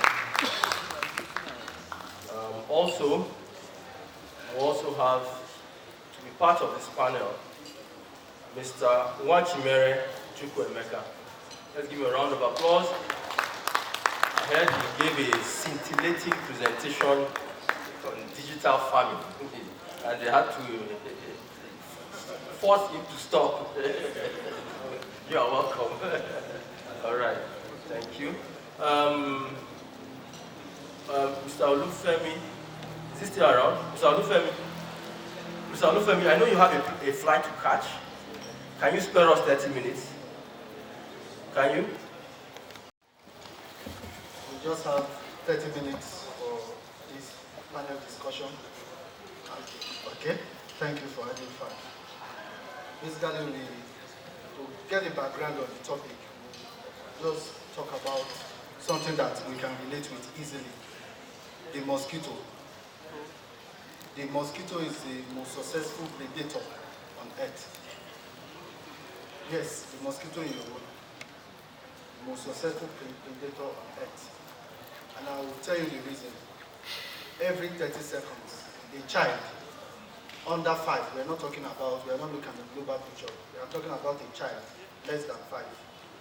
Every 30 seconds dies from malaria, an infection that is gotten from a parasite that the mosquito carries around.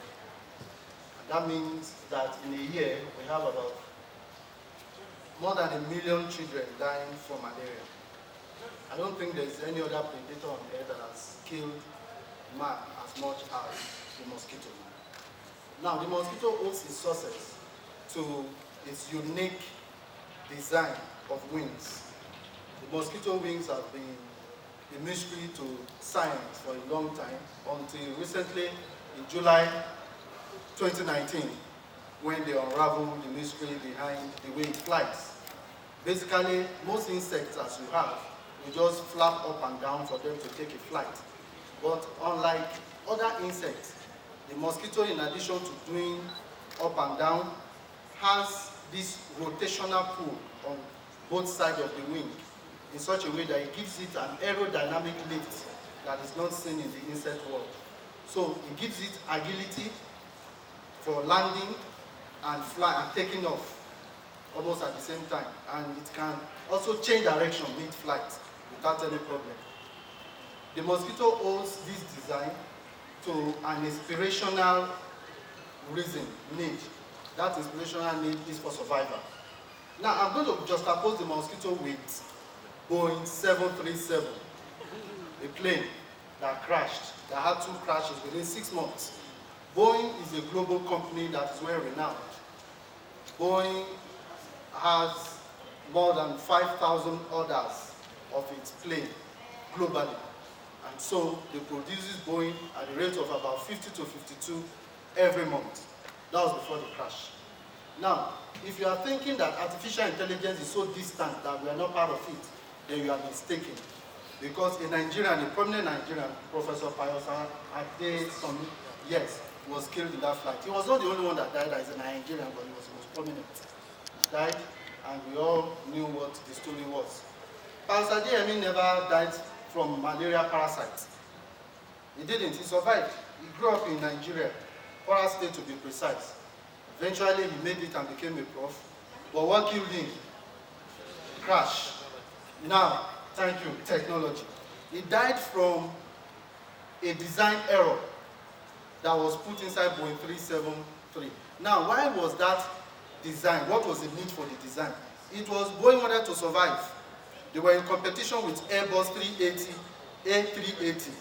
Airbus is a more efficient plane, and looking at the way they are grabbing their market share, Boeing decided to do something about Boeing 377 series. And so what they did was that they increased the engine, make it more compact and more efficient. Now the problem they have is that of structural problem. They needed to fit this engine into the wings, and the wings they don't want to change it because of money and time. So the engine that was bigger needed to be fitted a little bit up in the wings. And though this caused some level of structural imbalance for the plane. So to solve this problem, an augmented system was put in place, an AI. So the work of the AI is to make sure that each time the plane nose dives up, that it brings it down automatically without even the input of the pilot. And so this was perfectly designed and installed in the plane. Eventually that is what caused the crash, because there was a glitch. The plane pilot cannot override this maneuvering augmented system that was designed. And the pilots were not aware of the capabilities of this maneuvering system.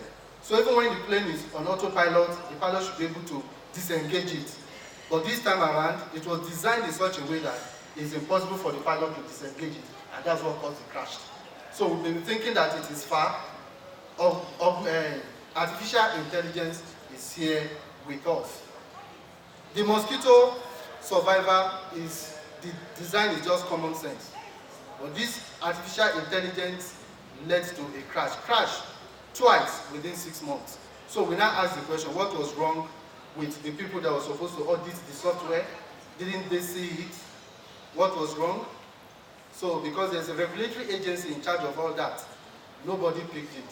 So with that, you are welcome to the discussion on artificial intelligence versus common sense. Our life is actually in the balance, unless we do something about it or we know what to do about it. So I'm going to start with Mr. Tayo. Let me ask you, sir, when we talk about artificial intelligence, what do you have to say? It comes with various, people have different definitions, people have different influence. What is actually artificial intelligence? Something we can all go home with. Thank you, moderator. Good afternoon, everyone. Artificial intelligence simply means making your computers to think like humans. And so it involves science, it involves technology, it involves psychology, a lot of components are involved. Though it's working, but we still have a long way to go. We can see it in our daily lives, in our places of work, in different sectors. Just like you talked earlier, in the airplane, it's working, but the risk involved needs to be analyzed and mitigated. Thank you. Thank you very much for your contribution. We go straight to some ethical issues that has come to the forefront. One of the ethical issues came up when a driverless Uber car killed a woman that died from injury as a result of the accident. That was in March 18, 2018 in Arizona, the US. So the question now came up, who are we going to blame? Is it the automaker, or is it the supervisor inside the vehicle that was not driving, or who? So the ethical issues surrounding AI. Mr. Zelbe, can you please talk a little bit on that for us? Yeah, one of the biggest challenge facing AI systems is the issue of ethics. In as much as we are trying to build systems that can behave like human beings, have we been able to instill ethical behavior in them? And the answer appeared to be no. And that's probably what led to the example you are citing, why the driverless car hit a human being.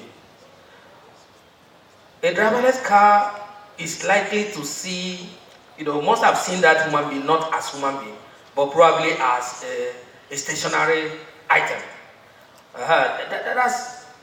If a driverless car is moving and sees a human being by the left and sees a pole by the right, and he has a decision to make between who to hit, he can actually hit anyone. That is where we are now. And that's that lack of ethical behavior, that's that lack of emotional intelligence when it comes to the current AI systems we have as of today. So the challenge that is facing the guys in the lab, the challenge that is facing the guys that are working so hard to develop AI systems, which are supposed to be superhumans, is how to build in ethical behaviors in them. So that if he sees a human being and sees a stationary object, he should be able to identify, oh, this is a human being. And if he has just two choices to make, he should hit a stationary item that is an unliving thing. Also, if you are seeing an elderly person, the way we interact with an elderly people, different from the way you interact with your colleagues. Can we actually get machines to deal with this? Okay, recognize that this person is elderly.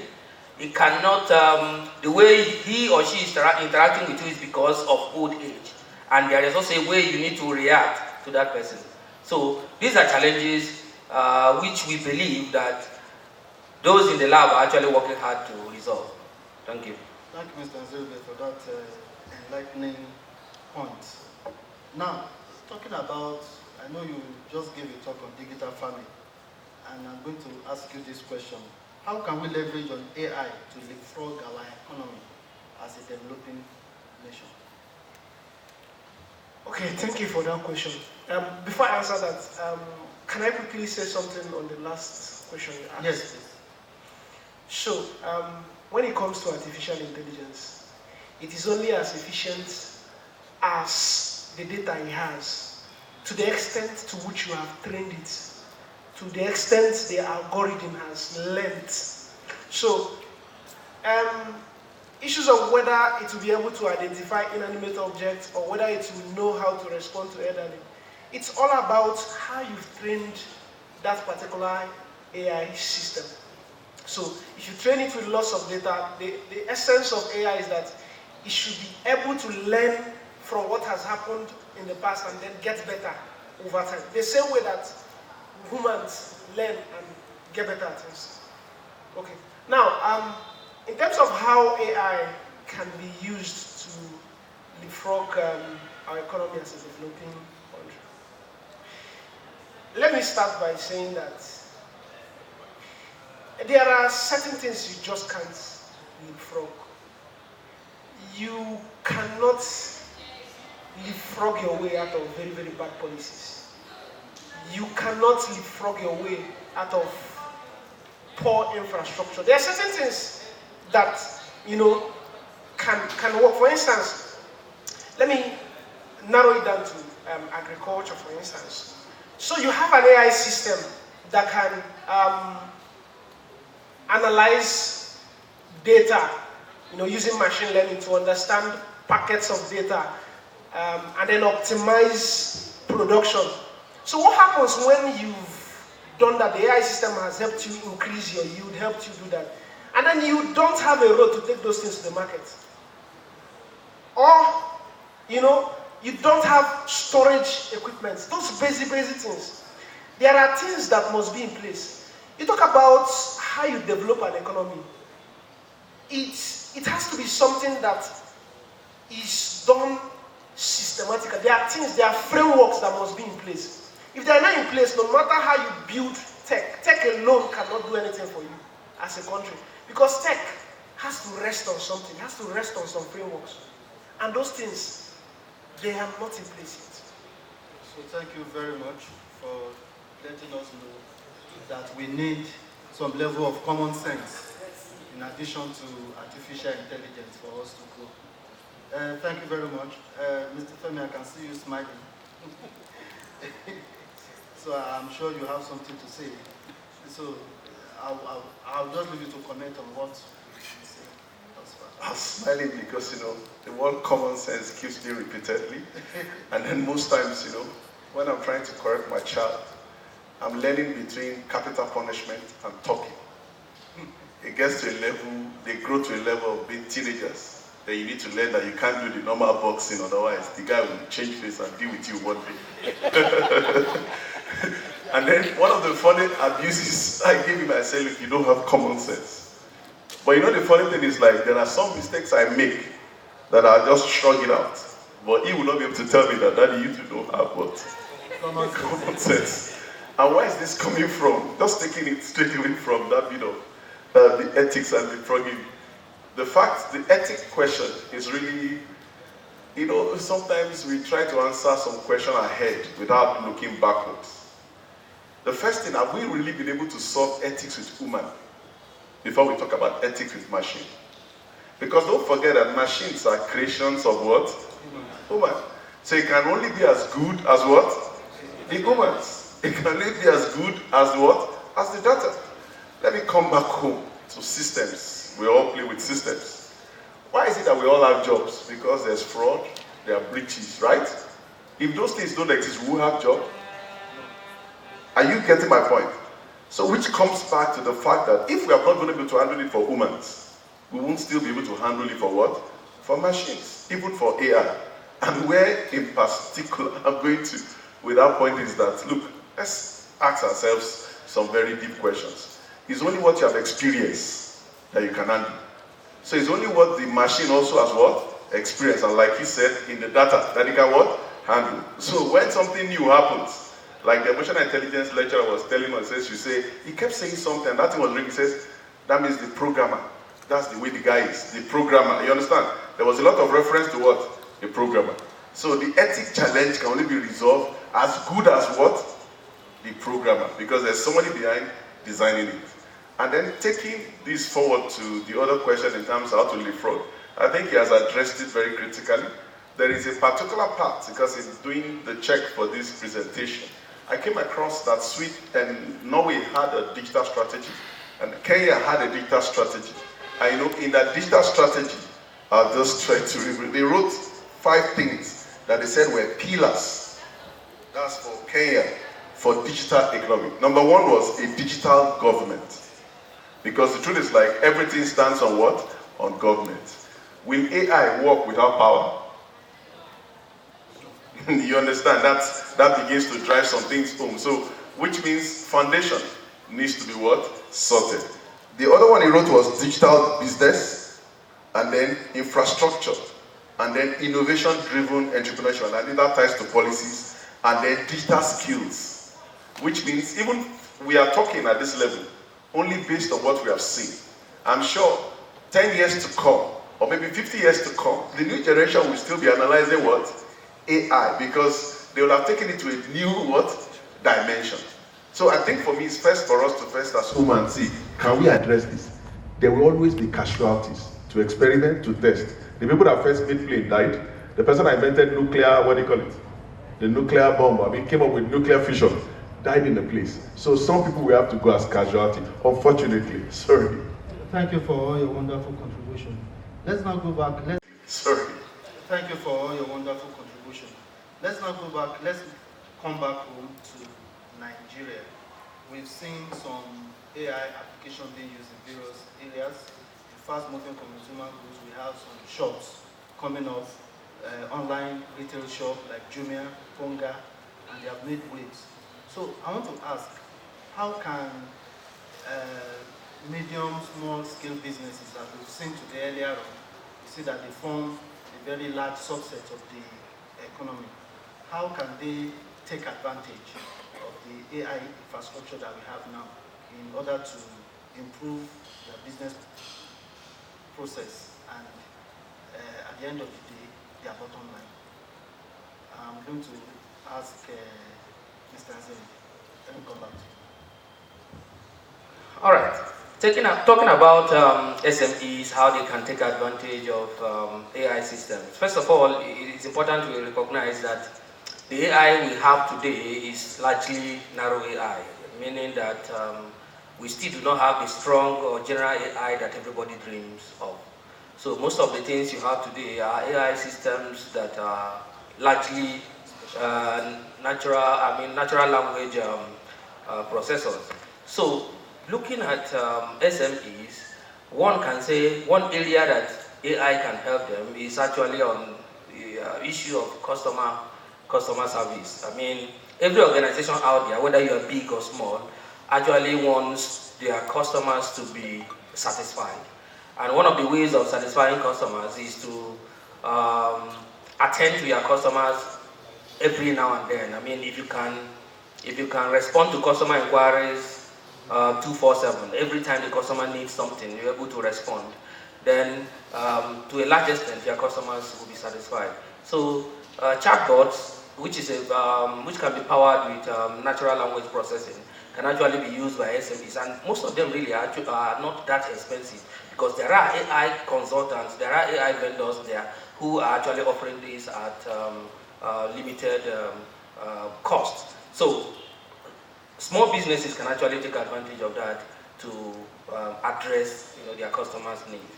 Another way is also to get an AI system that can help to, powered by machine learning algorithm that can help to analyze data. In whichever industry you are operating, you can analyze data and then see the pattern. The pattern, AI system can give you information about the pattern, give you insight about the pattern of the data in that industry so that you can actually know the area you can focus on. Thank you so much for highlighting that. I'm sure the audience will have benefited much. I want to ask Mr. Tayo, with a population, with a youthful population, and with the growing concept of human capital development as one of the critical areas that we need to look at, especially in the country, what would be your advice for this youth in terms of skill upgrade, in terms of the digital economy that we're looking at? Thank you very much. The Nigerian youth, as it is, one thing that I know is clear is that these are great minds with the capacity to learn. And so when it comes to AI, I think we need a research and development center, because the investment on AI is not cheap at all. And so setting up a research and development center would actually help in breaking up the skills. Also, there are so many issues that we need to look at, because when we talk about AI, we also need to look at the level of the codes. For example, in one of my discussions with someone about code quality, and then he said, because he is a programmer, so I wanted to know if there is a standard in which if you write a code, you must meet this particular standard. But to my amazement, everyone writes according to his knowledge. And so there should be a standardization of these codes which they use to develop all these applications, so that it will also help, yes, to have a common reference from. Thank you so much for your wonderful contribution. Because of our time, we will not be able to take more questions. So let's just have our parting words in conclusion, so that we can take questions and answers. So I start with Mr. Femi. What are your parting words, please? Thank you, sir. Thank you, moderator. I think my parting word will just be basically, just like everything has the pros and the cons, AI has the pros and the cons. It's good, it should be embraced, fundamentals should be talked about, but most importantly, we should also test it based on the level of risk. You can use AI like the example you gave of customer service, but that example of the MCAS on the Boeing was like taking too much risks. So weighing those things to decide on where to test it. Thank you very much. Yes, your parting words. All right. In our world today, especially in developing countries, we tend to view AI and machine learning with suspicion. The truth is that whether we like it or not, AI is coming and AI is here. We must prepare for it. And in reality, if you look at it very, very well, there's a saying that guns don't kill people. People kill people. It's the same way. AI is just a tool. And yes, there are concerns. One day somebody might build a fully autonomous AI, that can decide that, that the way you are doing something is wrong and wants to shut you down as a human. That day is not yet here. However, what we should learn to do now is embrace the opportunities. It's everywhere. You're writing an email, and there's a machine learning platform, Grammarly, that tells you you are doing this. And, all those kinds. It's pervasive. So let's embrace it and find how to take fullest advantage of it. Thank you very much. Yes, Mr. Tayo. Thank you very much. AI and common sense, they are not the same at all, because AI is here, and so what we should expect is that some jobs will be lost along the line, and some jobs will be created. And so as professionals, we should be on the lookout to see where we align, so that we can enter into the industry, or the industry to be created on time. Thank you very much. Thank you so much. All right, my parting shot would be for us to, get prepared and approach this issue of AI with open mind. AI is actually capable of doing so many things. Put in one sentence, AI is capable of solving most of the problems that face us today. So it is better we approach it with open mind and get ready to deal with it when it comes. Then apply the common sense that we also say is not common, so that we will be able to achieve the full potential. We'll be able to exploit the opportunities that are associated with AI, why the negative side will be dealt with as we approach general AI. Thank you.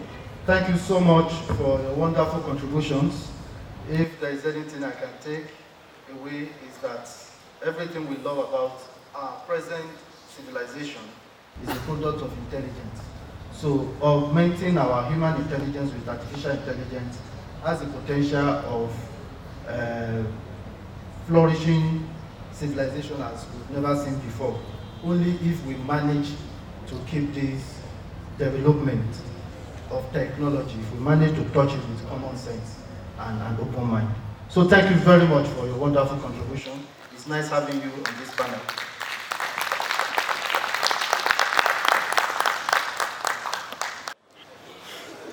Okay. Can we recite the pledge? I pledge to Nigeria, my country, to be faithful, loyal, and honest, to serve Nigeria with all my strength, to defend her unity, and uphold her honor and glory,